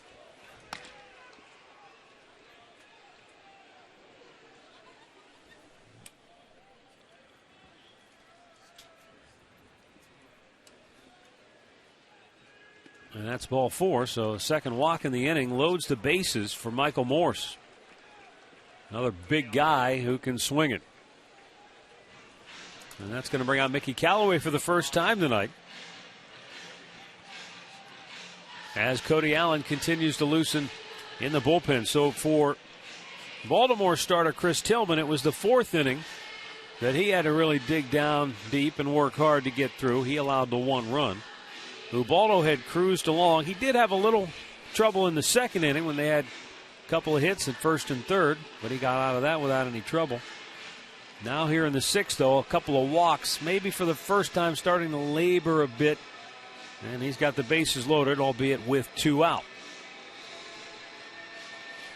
Well, this is one inning where it seems like a lot of times he does, if he's going to hit anything, it seems to be in this inning, where he hits a little wall or gets tired, or tries to be a little too fine. He's been lights out to this point. The Machado base hit, and then he walked Davis, and he was going to be careful there. You get the ground out. They couldn't turn the double play. He wasn't going to give Wieters much. So now you got to go after this guy. You don't try and be too fine. But they have the bases loaded. Morse took a base hit to right field his first time up, flied to right in the 5th. And takes a first pitch strike. I mean, you look at Ubaldo on the year, his ERA in the 6th inning is over 6.23 to be exact. Morse, pretty good numbers with the bases filled.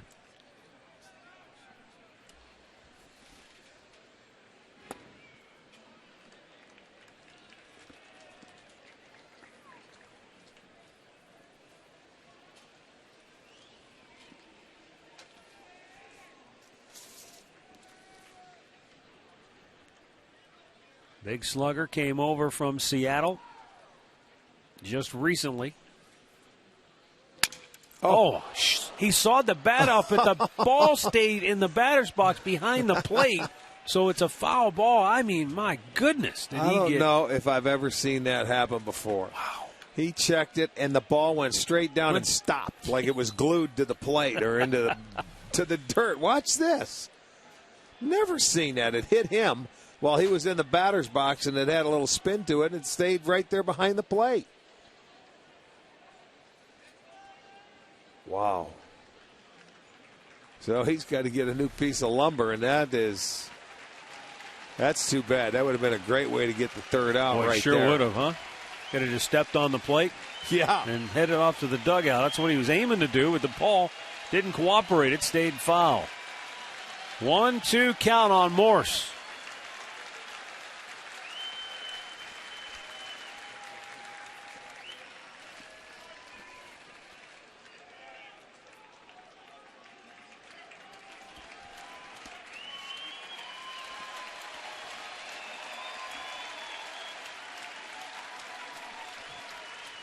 And the 1-2.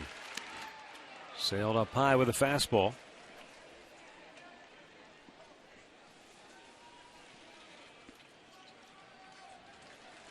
Morse has played in just over 500 major league games. He's hit 83 homers. He's driven in 272 with Seattle and the Washington Nationals. Now with Baltimore.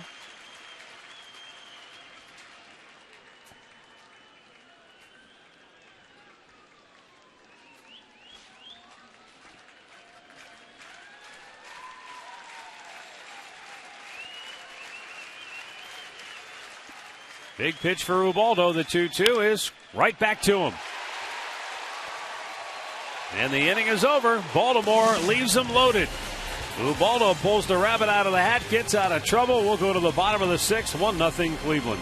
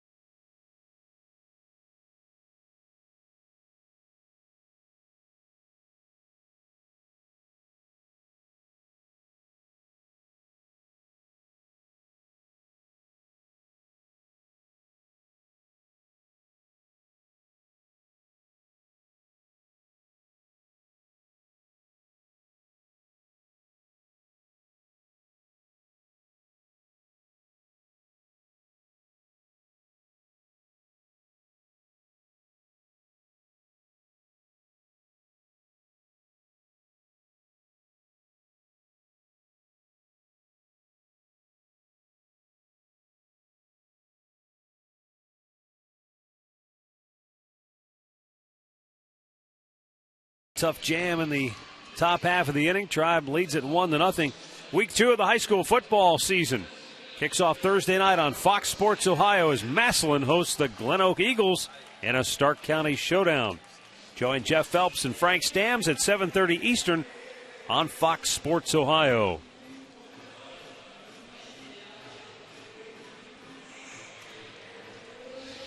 Home half of the sixth will be Carlos Santana, Michael Brantley, and Asdrubal Cabrera. Chris Tillman giving up the only run of the game in the fourth on a sac fly by Asdrubal Cabrera that brought home Jason Kipnis.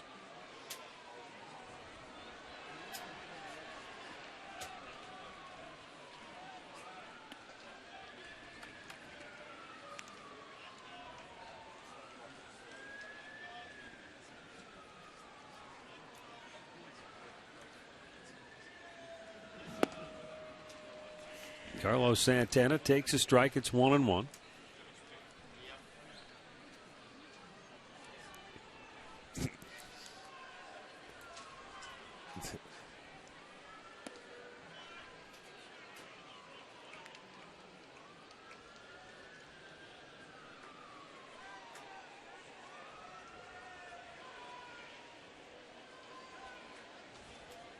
Santana awaits the 2-1, and that's up high. 3 balls and a strike. He walked his last time up. We'll see if Tillman puts him on again. Michael Brantley waiting next.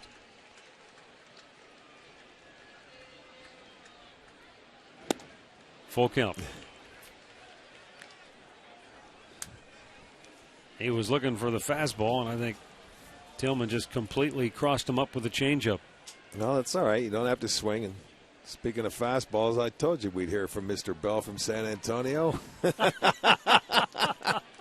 He was listening, huh? Yes, he was. The leadoff walk to Santana. Second time he's aboard on the free pass. Before we hear from Mr. Bell and his retort, let's go downstairs to Katie.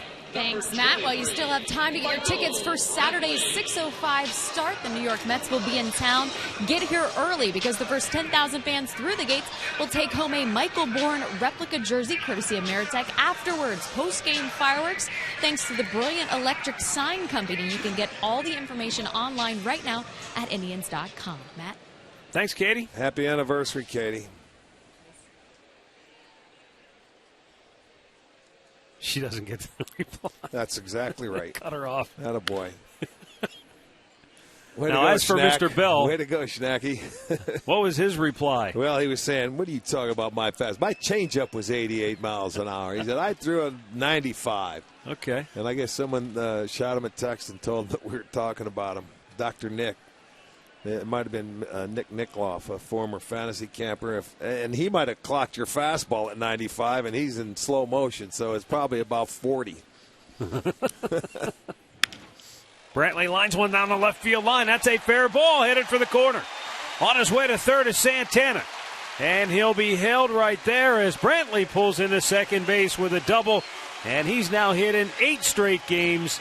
And the Indians are looking to put some more runs on the board here now in the 6th.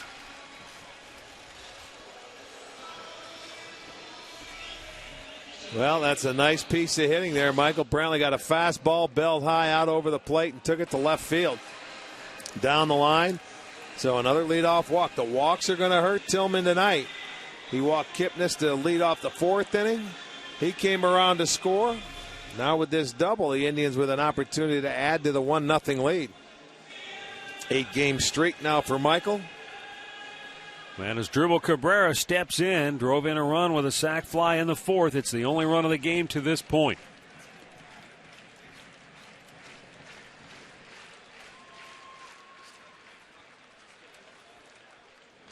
Ripped, but foul.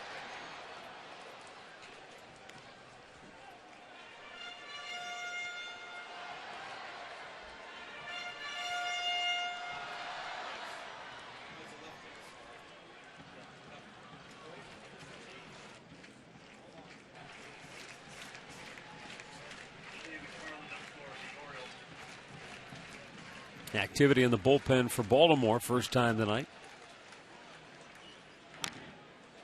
Cabrera swung probably at a pitch he wished he hadn't, and it's 0-2. Tillman closing in on 100 pitches for the night. And as you see the left-hander TJ McFarland getting loose. Former Indians prospect TJ McFarland.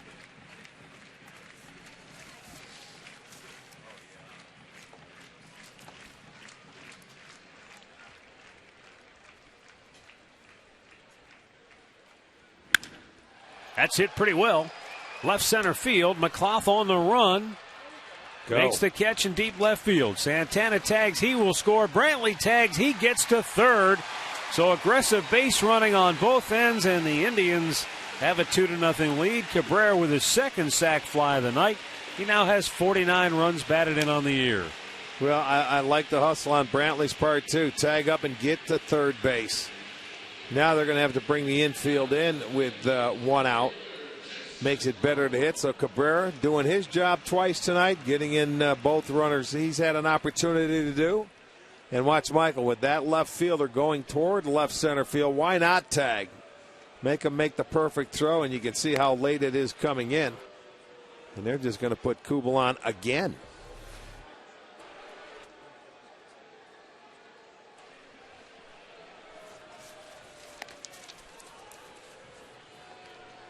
There's Jan Gomes, who will be coming up after Jason KUBEL draws the intentional pass for the second time tonight.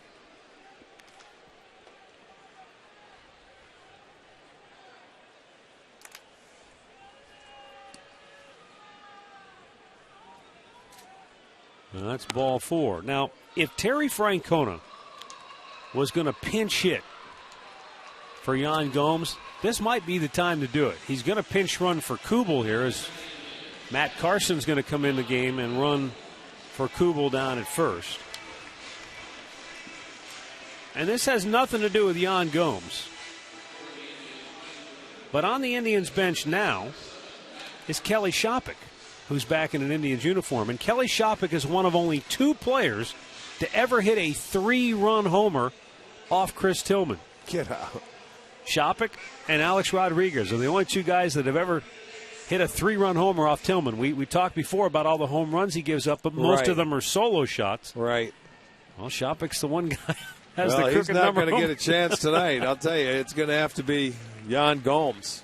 Because right now he's catching a shutout, and he's going to get his opportunity to stay out there and drive in another one. Or 2 first. or 3. Carson back with a dive. Gomes popped up on the infield first time up, struck out back in the 4th. Right here, just looking to get that run home from third at the minimum.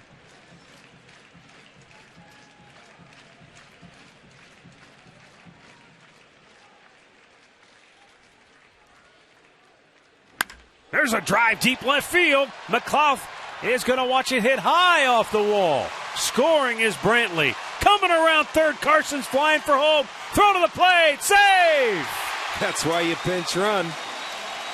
Right there, good job. And that's why you would never pinch hit in that situation for Jan Gomes. Well, he got 2 of them home, and he's at second base, so it's a 2-run double for Gomes. But he almost hit a 3-run homer there, didn't he? Yes, he did. He came awfully close. He hammered it good off that wall in left field, and the Indians with 3 runs here in the 6th inning. They take a 4-0 lead, and that will knock Chris Tillman out of the ball game. Well, they took advantage of all the walks that Tillman had. He walked 5, 3 have scored. Good hustle by Carson, and nice move by Francona to pinch run him. And it will be shower time for Tillman. The move pays off. Tillman's night is over. Today's Cleveland Clinic called to the bullpen. Left-hander T.J. McFarland coming on when we come back.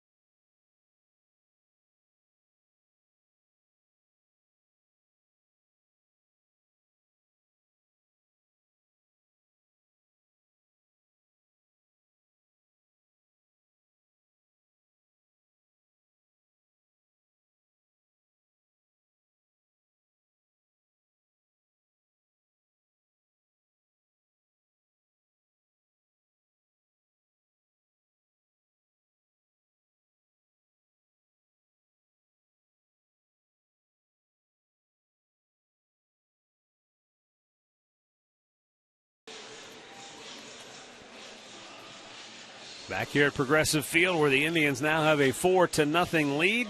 Take a look in from our Panini's cam, brought to you by Panini's Bar and Grill.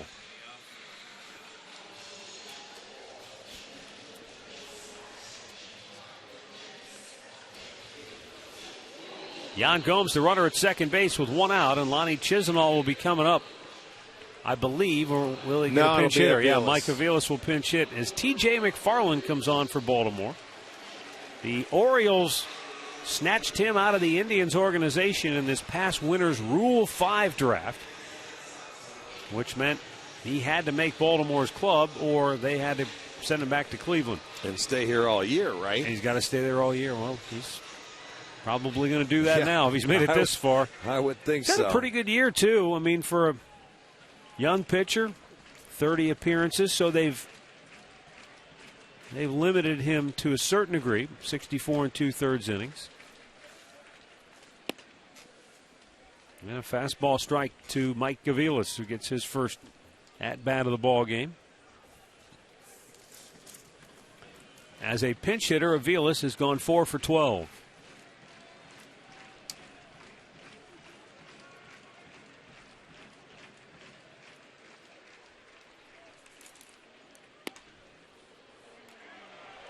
I don't know if you were ever in this situation. I'm sure you are a couple of times later in your career. Does it matter, do you think, as a pinch hitter, if you know you're going up, you got one shot, this is it. You got one at bat, and you know you're not going in the game. Versus, I'm going up to hit, and I know I'm staying in the game, so I might get even one more at bat later in the ball game. It doesn't matter. Doesn't make any difference. No, it's time to roll when you get up into the box. It would just seem to be that maybe if you knew this was the only shot, you're not going to stay in the game, you're not even going to get to run out on the field, that you might press a little bit more in this one pinch hit appearance on the night. No, it's do or die. The way I used to look at it, if you're pinch hitting, it's because nobody else could do it either. So that's why you're getting an opportunity. You got nothing to lose and everything to gain. The 0-2. Little tapper back to the mound. 2 down. Let's go back to the Hyundai Studios once again for an in-game update with Al Pawlowski. All right, man, let's go to Fenway Park where the Red Sox taking on the Tigers. Boston was down 1-0, bottom of the fifth against Max Scherzer, but with 2 outs and 2 on. Will Middlebrooks delivers with a base hit up the middle. Boston now has the lead. It's 2-1. They're in the 7th inning at Fenway Park. Matt? All right, thanks, Al. 3 runs in here in the 6th inning, and the Indians on top 4-0 as Michael Bourn comes to the plate. 1 for 3 on the night. Broken bat single his last time up. A snap throw down to second, but Gomes is back in with a slide.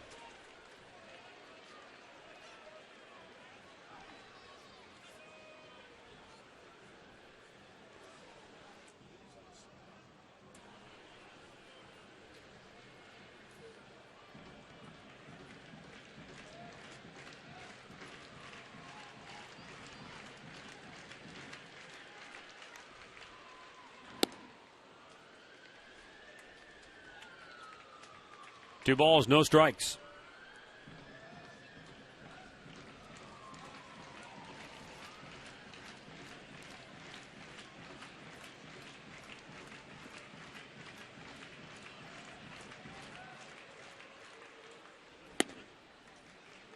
Low, and it's 3-0.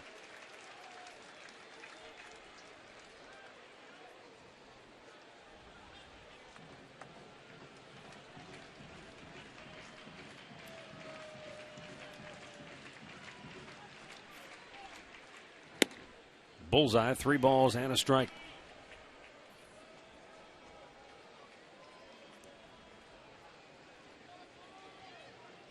T.J. McFarland, a native of Illinois.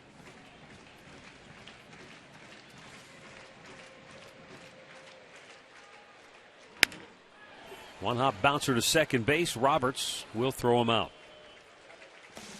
6 complete, and the Indians with 3 home here in the 6th now lead it 4-0.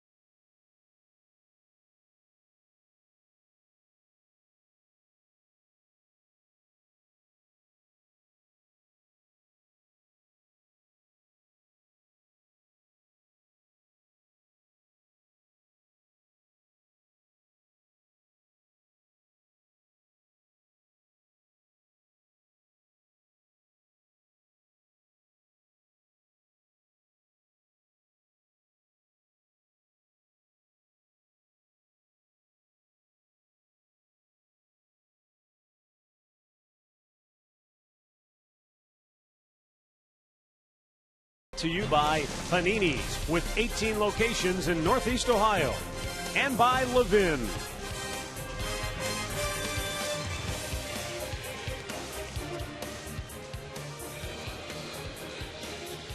Beautiful night here in downtown Cleveland, and all the more beautiful by that score. The Indians up 4-0 as we go to the 7th inning. And today's Cleveland Clinic call to the bullpen is for Cody Allen, on in relief of Ubaldo Jimenez, who turned in another terrific performance here tonight. 6 innings of shutout baseball. Yeah, he really did. Ubaldo threw the ball very well. 4 hits, 4 strikeouts, couple of walks. Got out of last inning, and we'll turn it over to the bullpen with a 4-run lead. So Cody Allen coming on. Micah Villas remains in the game at third base. And then Matt Carson out in right field, who scored from first after they pinch ran. Here's the AT&T U-verse rewind tonight. Ubaldo Jimenez struck out Chris Davis in the first. Boy, he really jammed Markakis in that second inning. That was with runners at first and third. That was a key at bat early. Yeah, look at that one. That was unbelievable. He used his fastball, just what they said. Then he set him up, threw some nice breaking balls, got out of the last inning. He pitched well tonight. Really did. And he's been on some kind of roll. They finally got him some run support tonight. But in his last now 8 starts, he's got a chance to be 3-5, but the ERA will go below 2.53, so he hasn't given up many. Nick Markakis 0 for 2 on the night. Cody Allen's fastball fouled back out of play.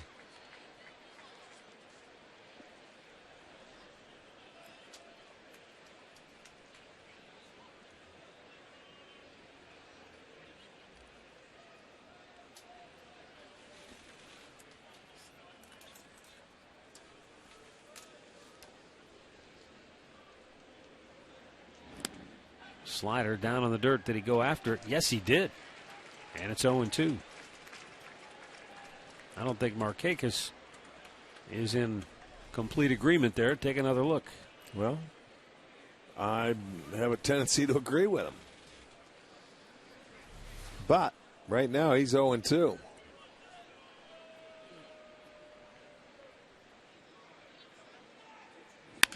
Another breaking ball. And Michael Bourn takes care of that one away.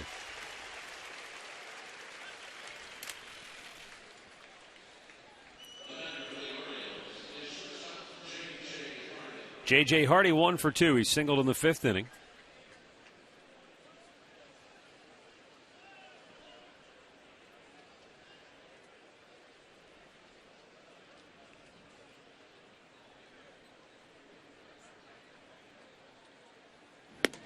Fastball right in there.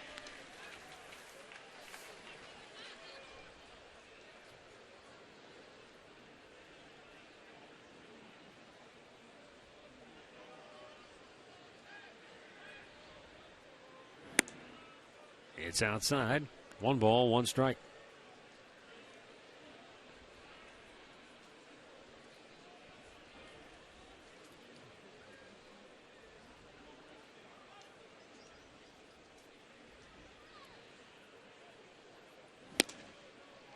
Just missed. 2-1.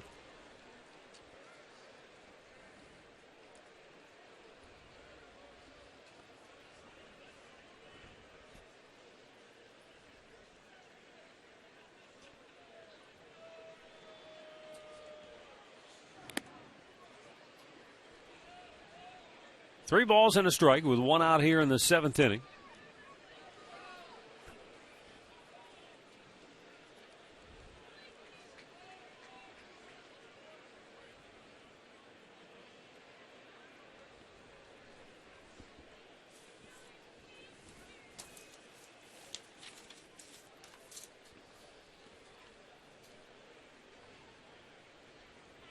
Cody Allen lets it go, and it's ball 4.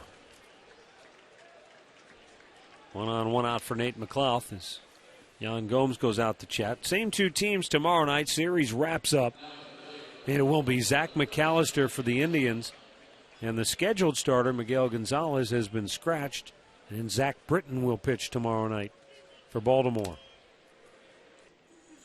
Britton was just called up to the Orioles, I think, yesterday. Yeah, you're right. He certainly was.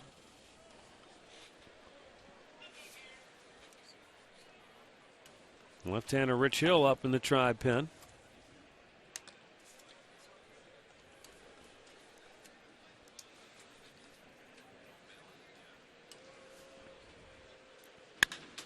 And McLouth with a line drive base hit into right field. Stopping at second base is J.J. Hardy.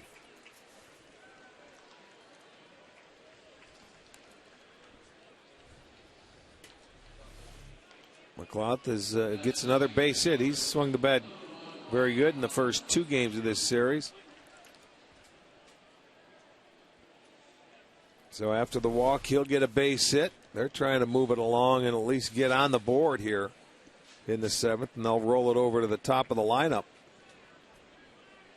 Yeah, Brian Roberts 0 for 3 on the night to the plate, 1 for 7 in the series.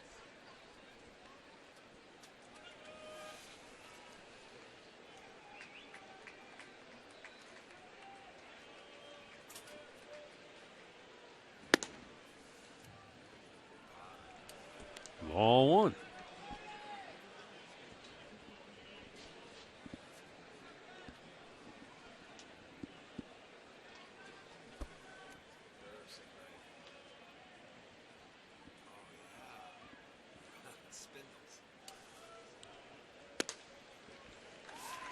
That finds the strike zone at 96 miles an hour, and it evens the count on 1-1. Joe Smith is getting up, and he'll join the left-hander Hill in the Tribe bullpen in this 7th inning.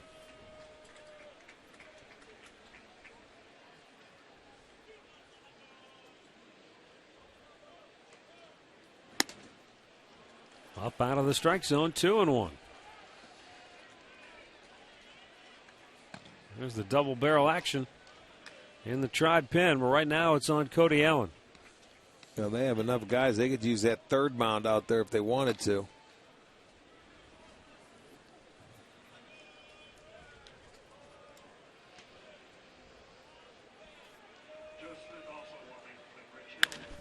Out of play, 2 balls, 2 strikes.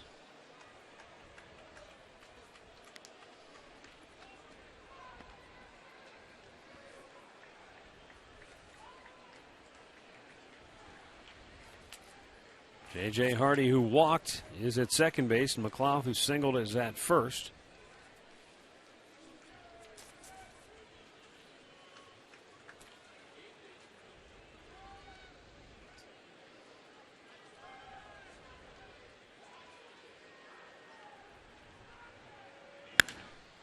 High fly ball, routine play in right field for Carson. 2 away.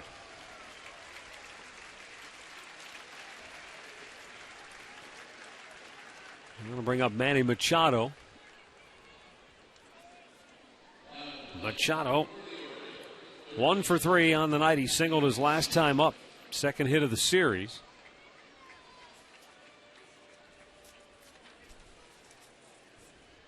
And with the left-handed hitting Chris Davis on deck, this might be the final hitter for Cody Allen right here. If he can get him and get out of the inning, that would be huge. If he doesn't, and Terry Francona has the left-hander for Davis. Machado has hit in 7 straight games for the O's. But he pops this one up.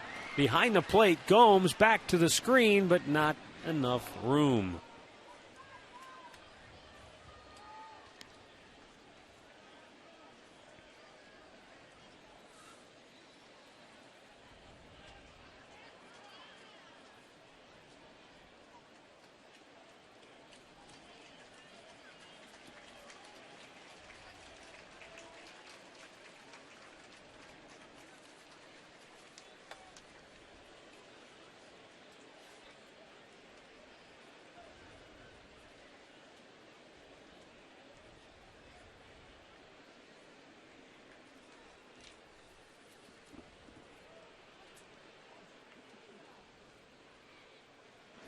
Swung on and missed. And the count is 0-2.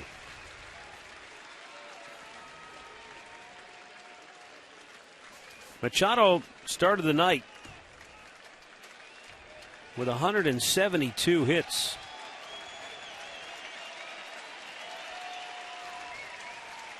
And I think as he gets a little older and maybe starts to draw more walks, that batting average is going to soar. Yeah, you would think so. He's still a young, aggressive hitter. Likes to get after it early, and once he gets to know the pitching a little bit better, he'll be able to lay off pitches as well. I mean, you figure he's third in the league in hits, but his batting average is a couple of notches below 300.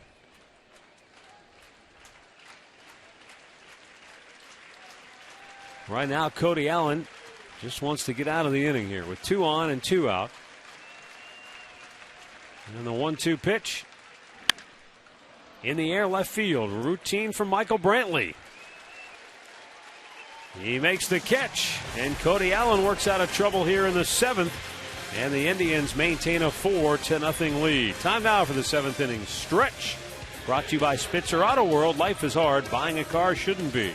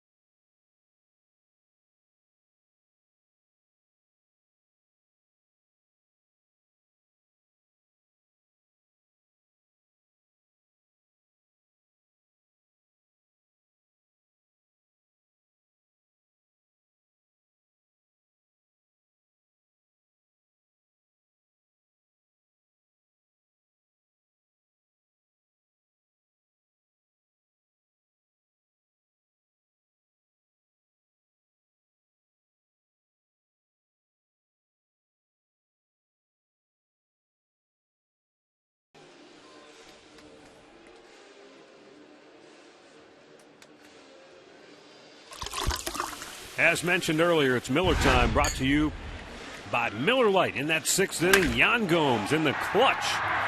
Drives one high off the wall, driving in a pair.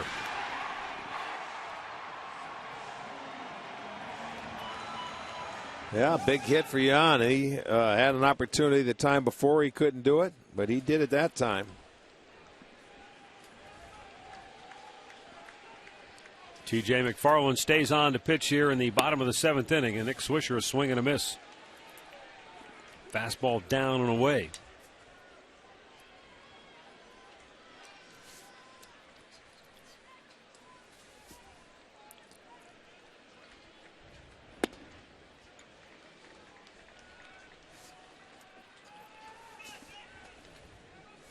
One ball, one strike.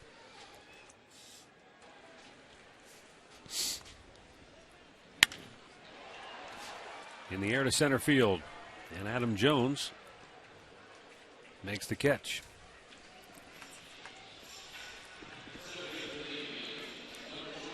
Well, this Thursday is Browns night on Sports Time Ohio. Andre Knott and Mary Kay Cabot take your calls on Browns Red Zone, presented by Buffalo Wild Wings at 8 o'clock. Then stay tuned for the debut of Browns Insider with head coach Rob Chudzinski at 10 o'clock. And then right here, it's all on the cable home of the Cleveland Browns, Sports Time Ohio.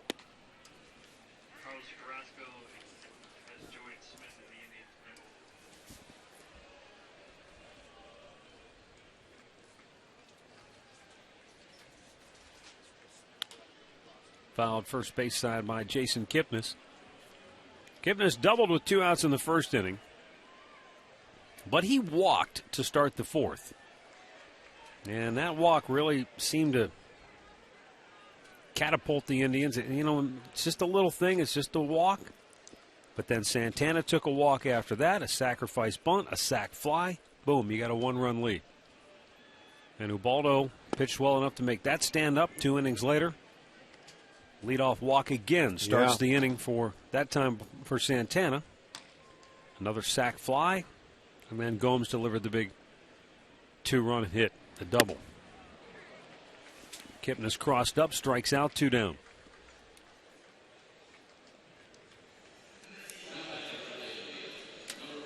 And up comes Carlos Santana as McFarland gets his first strikeout since coming into the game. He's retired all 4 hitters that he has faced.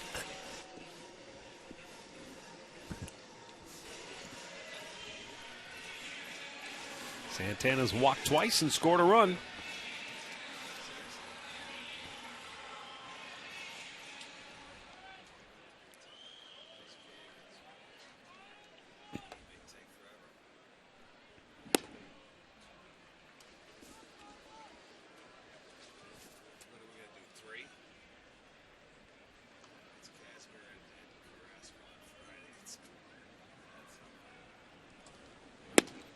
Down low. 1 ball. I actually called that a strike. 1 ball, 1 strike.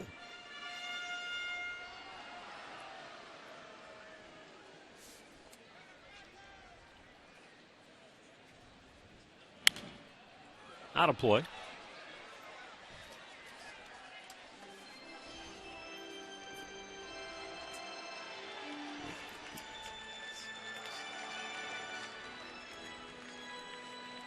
Terry Francona and Mickey Callaway have to be pleased with what they've seen so far tonight. Anytime you get shutout pitching from your guys, that makes things a lot easier on the offense.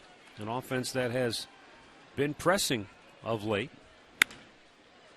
Santana tries to muscle it into left field, but McLouth will come on to grab it. The Indians go 1-2-3. We'll go to the 8th, 4-0 Cleveland.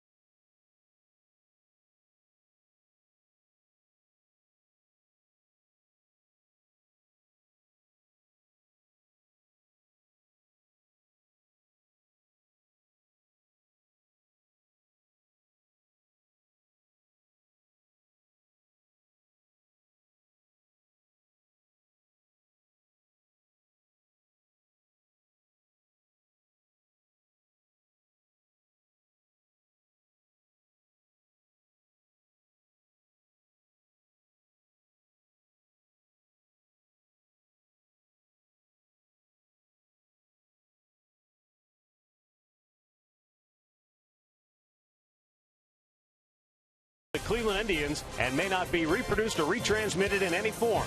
And the accounts and descriptions of this game may not be disseminated without the express written consent of the Cleveland Indians.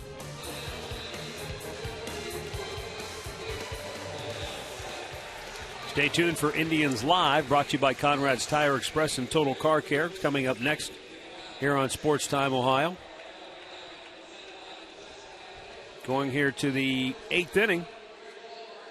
And on for the Tribe is Joe Smith. He'll pitch for the 59th time this year, 6-2, a 2.56 ERA. It's been a while since it seems like he's never been able to pitch with a lead for a while. Coming out here tonight, 4-0. Cody Allen won an inning, gave up a hit, a walk.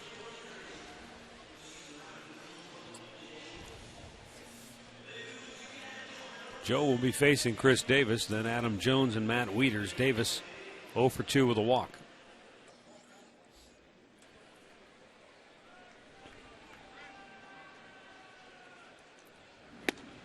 And he takes a strike.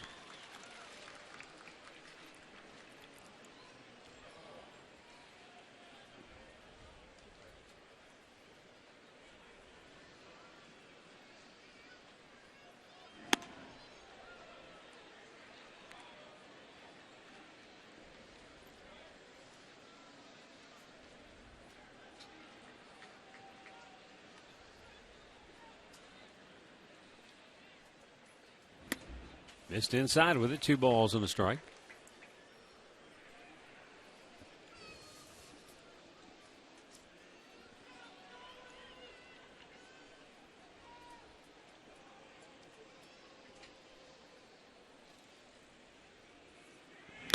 Swung on and missed. There was, elevated it. Yeah, he was looking for something in there, and he got it. He took a healthy cut.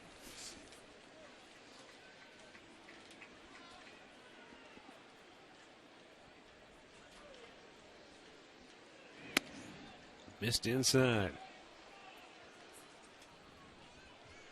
Chris Davis was the American League Player of the Week to start the season, and eventually was named the American League Player of the Month. Don't you remember we followed him into Tampa after we left Toronto, and he ended up just raking them over the coals that series. Yeah, they were talking about him like he was the second coming of Babe Ruth. He was. And after the week he had, you can understand why.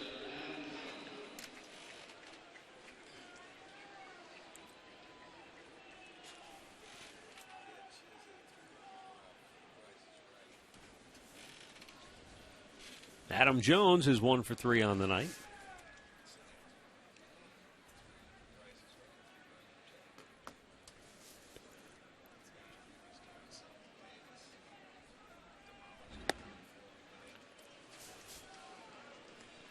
And it's ball 1 to Jones.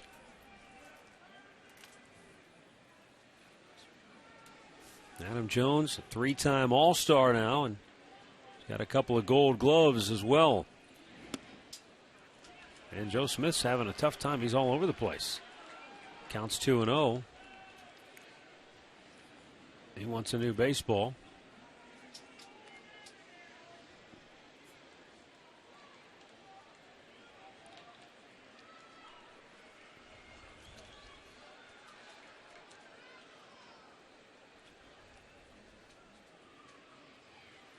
In fact, last year, Jones was named the Orioles' most valuable player. Second straight year he's won that award. He's going to have a tough time, though, keeping that one in the trophy case at home, though. Well, I'm sure sure down he at doesn't first mind. base might take it away from him this year. He doesn't mind sharing, though, with the teammates. They've got a nice team.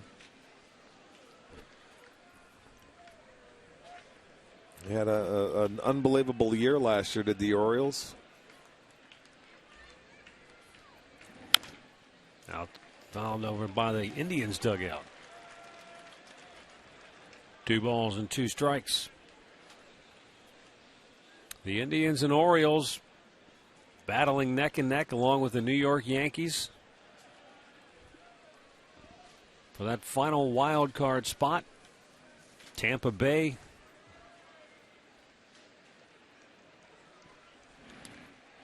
did he swing at it? He did. He swung and missed. And he's going to get the. Well, he'll he's be out. But yeah, I was.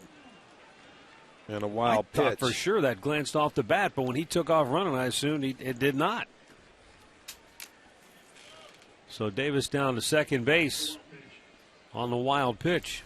Well, as we said, he likes to swing the bat, and this one not even close. He couldn't hold it up. He just wanted to run, but first base was occupied.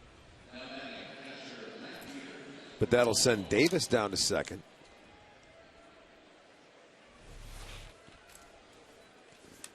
So 1-on-1 out. Matt Wieters to the plate, 0 for 2 with a walk.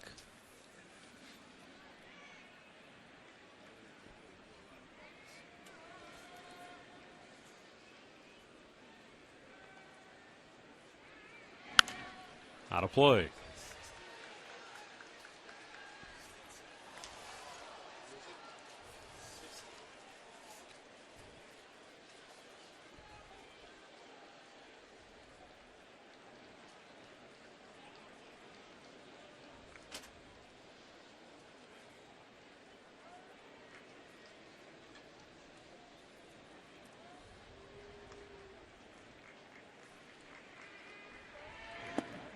There's a good pitch. Over the outside corner at the knees. And the count 0-2.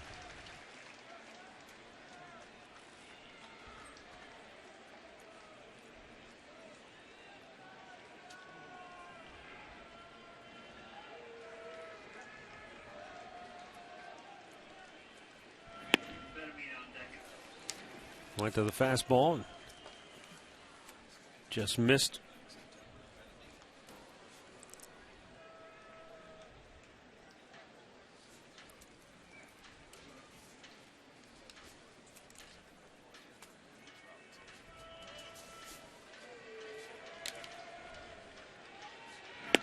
Inside corner called third strike.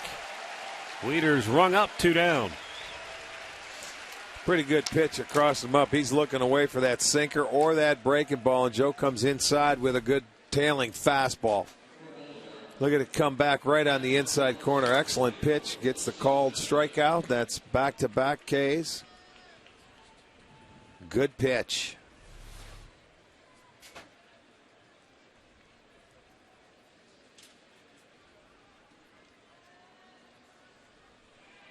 Wilson Betemeet will pinch hit here. Betemeet, the switch hitter.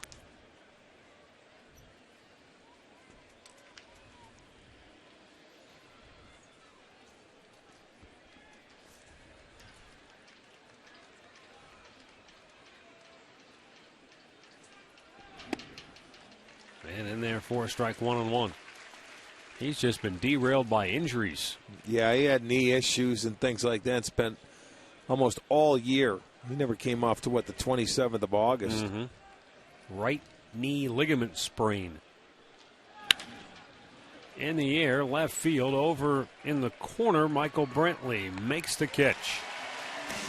We'll go to the bottom of the 8th. It remains Cleveland 4, Baltimore nothing.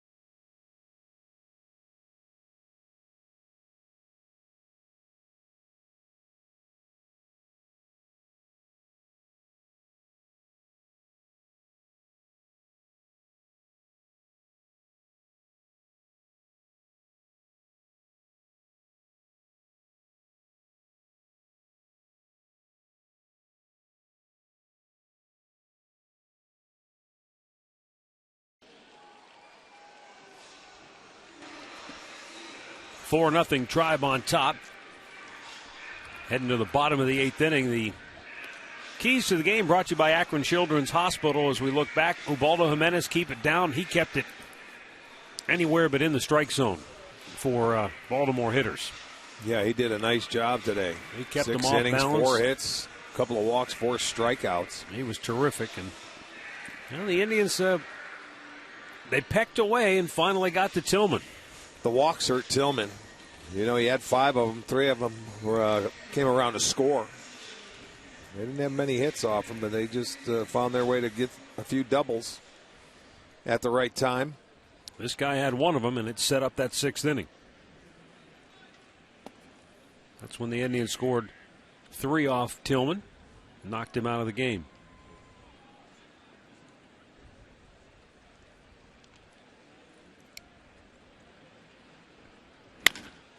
Big bouncer to second base, and Brian Roberts throws out Brantley 1 away.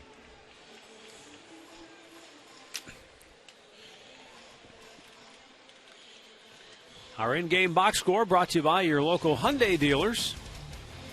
Jason Kipnis with a double. He also walked and scored a run. Santana has walked twice and scored a run. Brantley the double and a run scored. Gomes the 2-run double. And Asdrubal Cabrera, a couple of sacrifice flies. So a lot of different people involved tonight. TJ McFarland, very impressive outing here tonight for Baltimore.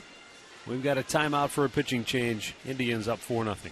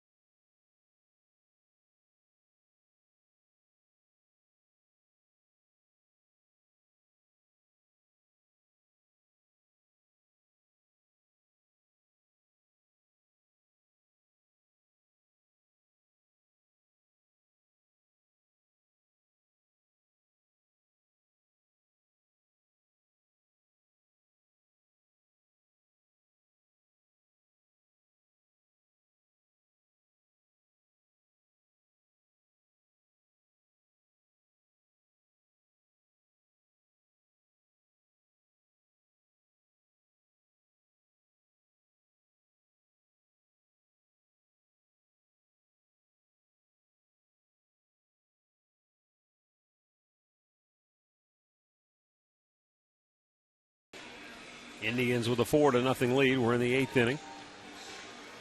1 out, base is empty. And after TJ McFarland worked 2 scoreless innings, Buck Showalter goes to right-hander Josh Stinson, who was claimed off waivers from Oakland right at the start of the season. But he spent most of the year in the minor leagues. Well, coming on for just the 4th time. He has made 1 start.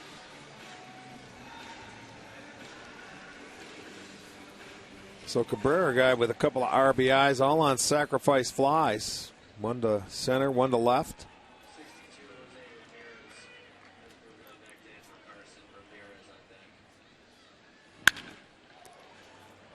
First ball swinging and ground ball to second base, 2 down. And now Jose Ramirez is going to get a chance to bat for Matt Carson. This is a young man we saw pinch run in Detroit. So we'll see him get his first big league at bat now.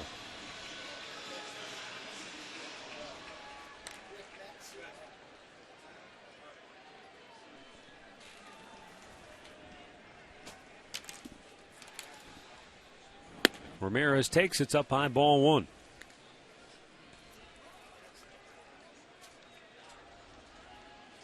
There are the numbers he put up this year in 113 games at Double-A.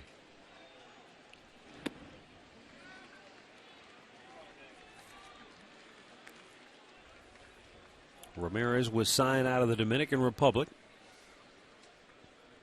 back in 2000. and 11. Led the entire Indians player development system in batting average that year when he hit .325. So that's not too shabby. Your first year in pro baseball, he went out and hit .325, and he followed that up. Last year he hit .364 at Lake County. So he came into this year with a career minor league average in 2 seasons of .342. Not a big guy, as you see there, but good hands, good speed.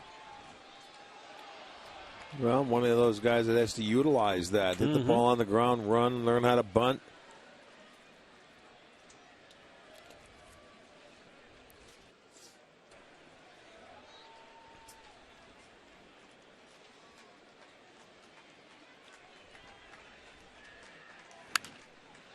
Boy, it seemed like for a decade, the Angels had guys that looked like Jose Ramirez come up year in and year out. They play a bunch of different positions on the infield, and that's what Ramirez can do. He can play third, short, second. Yeah, run switch like hitter. Jack. I believe he's a switch hitter.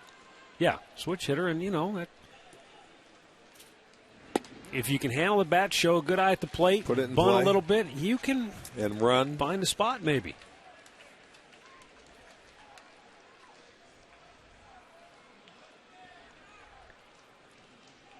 He's worked the count full. 3-2 pitch, broke the bat. It shattered in about 4 or 5 different pieces. And the inning is over. Tribe goes 1-2-3. We go to the 9th. 4-0 Cleveland.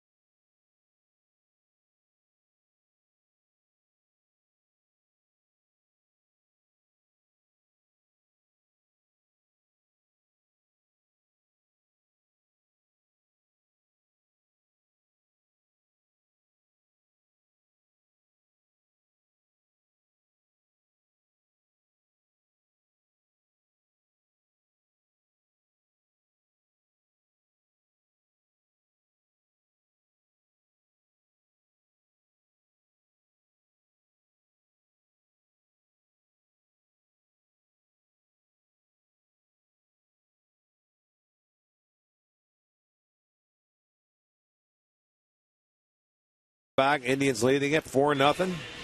Indians Live's coming up next, brought to you by Yes, it is. Conrad's Tire Express and Total Car Care. We'll have the highlights and recap the ball game for you. Katie will talk with one of the heroes tonight. Chris Perez coming on to try to close it out for the Indians. Not a save situation, but in a 4-run situation, Terry Francona will take no chances.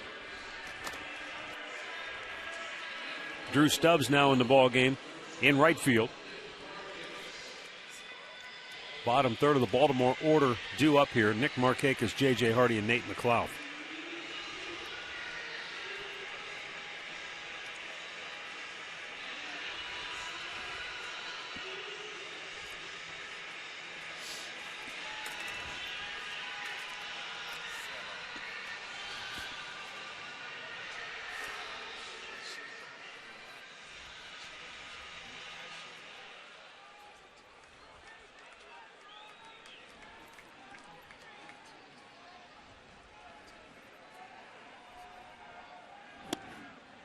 Pitch in there for a strike.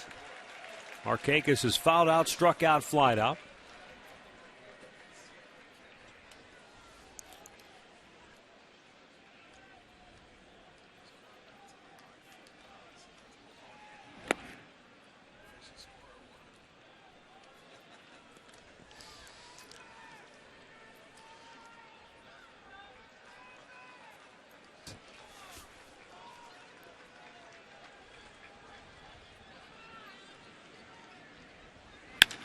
Line drive, base hit in the left field for Markakis.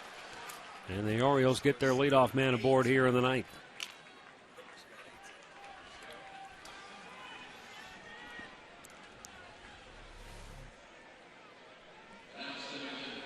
That was right over the middle of the plate. Yeah, and you see what he does. And he's been struggling to swing the bat, but it was down there where he likes it, and he drives it past Cabrera into left field.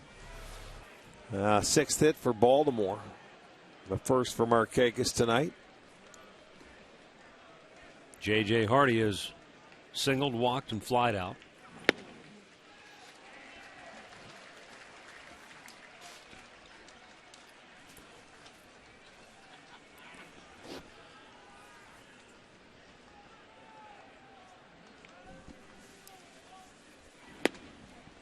Over the outside corner. And it's quickly 0-2.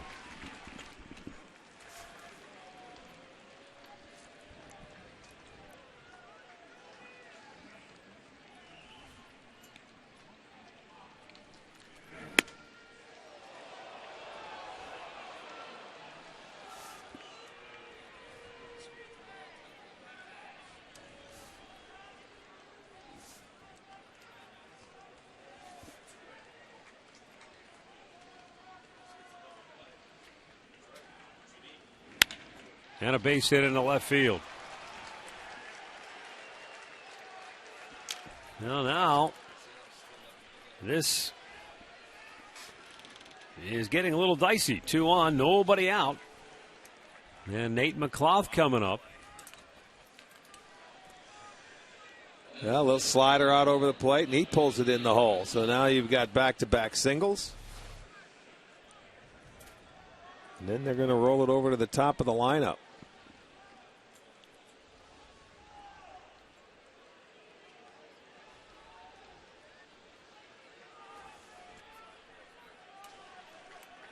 Nate McLouth has singled in 3 trips tonight.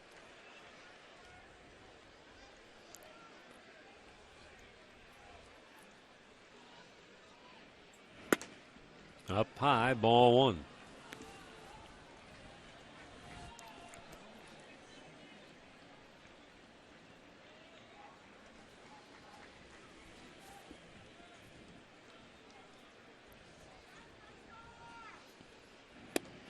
There's a called strike. That'll even the count up.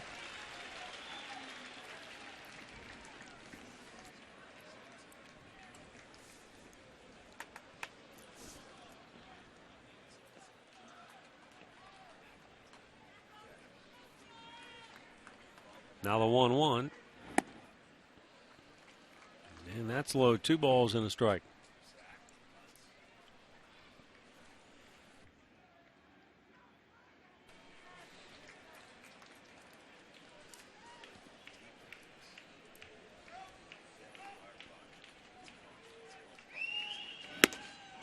Threw it by him there. And a count 2-2.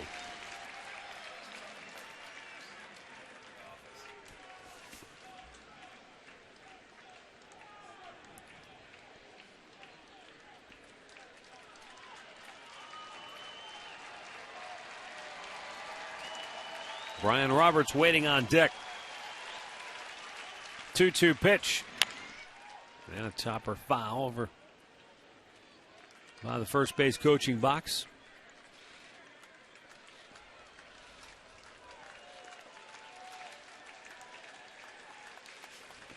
$9,962 the attendance here tonight. The Indians pitching a shutout here into the ninth. Perez with the 2-2. And now a full count.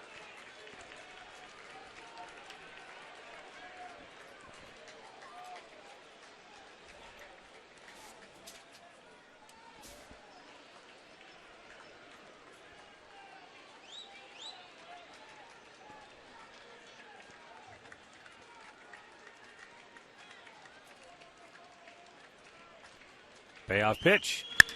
Drilled. Deep right. Stubbs back. Gone. And just like that, it's a 1-run game. Nate McLouth with a 3-run homer, his 11th home run of the year. his second home run of the series. And it was a quick blast that got out of here in a hurry. And so still nobody out in the inning, and now it's a one-run game. This guy, I'll tell you, has swung the bat well in his first 2 games. He smoked it. That's letter high out over the plate, and he lays back on it, and it just finds the barrel of his bat and gets out in a hurry. And the Indians' bullpen is springing into action. Well, they have to. Carlos Carrasco is getting up.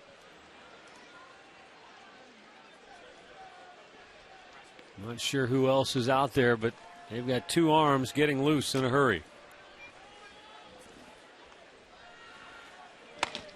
Rich Hill, left-hander, up. Again, Hill's up. You got to imagine for Chris Davis, who now is due up 3rd in the inning because there's nobody out. It's essentially like if you're Chris Perez, if you can, you just wipe everything clean and say, okay, we're starting. It's a new inning. It's a one-run game now. Well, you have to do that mentally, but you've got to make some good pitches.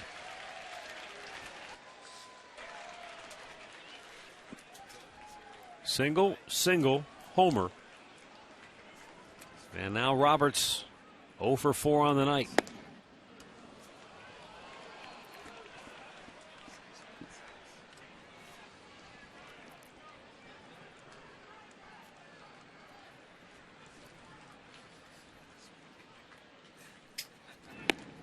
There's a called strike.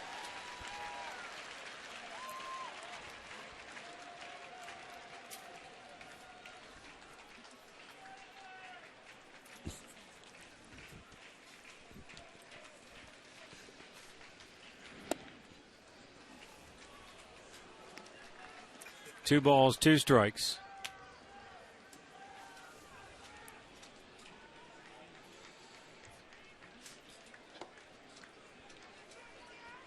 Manny Machado waiting on deck, the 2-2. Swing and a miss. He struck him out.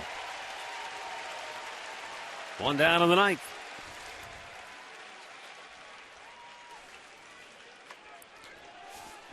Roberts now 0 for 5 in the game. It looked like he had one to hit, but that had some pretty good tailing action to it. But I don't think that's where they wanted it. It tails back out over the plate. Gomes catches it on the outside corner. Gets the strikeout, though. Out number 1, and he needed that. Manny Machado is 1 for 4 on the night.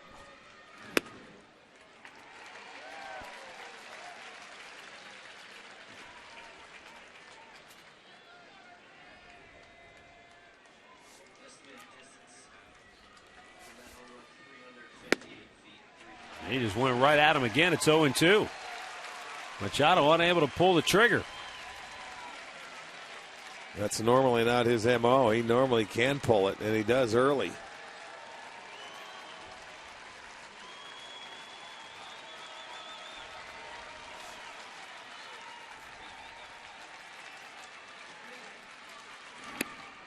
Whoa, that was very close. Shooting for that outside corner and maybe just a bit off the dish. Yeah, I mean, that was the teaser pitch. It's off the dish. He wants it to come back and hit it, but it just stayed out there a little bit. Going out there again, this time with a slider. And Machado chased it for strikeout number 2 in the inning. And that will leave it up to Chris Davis for Baltimore. Yeah, got him to swing at a pitch out of the zone.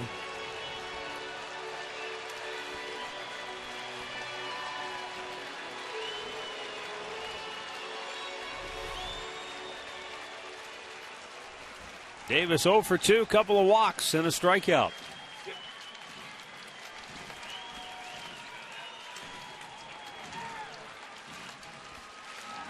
Swung on and missed. Started him off with an off-speed pitch.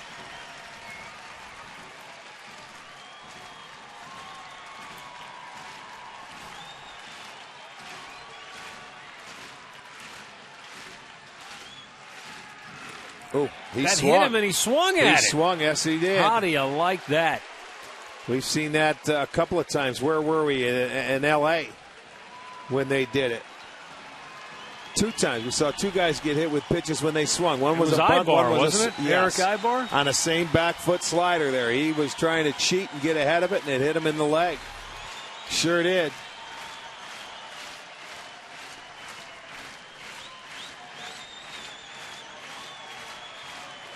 One strike away, the 0-2 pitch. Just a bit high, I guess. That looked belt high right down the middle. Yeah, it did. Look, they wanted it high, and boy, that's belt high. Wow. Hit hard, but right at KIPNIS. And from the outfield grass, he throws him out, and the game is over. So Chris Perez gives up 3 quick ones and then goes 1, 2, 3. And the Indians hang on for a 4-3 victory here tonight. Ubaldo Jimenez gets the win. He goes to 10-9. Chris Tillman, the loser, he drops to 15-5. With a win, the Indians go to 73-65. Baltimore drops to 73-64. Baltimore will stay a half game in front of the Indians, but the Tribe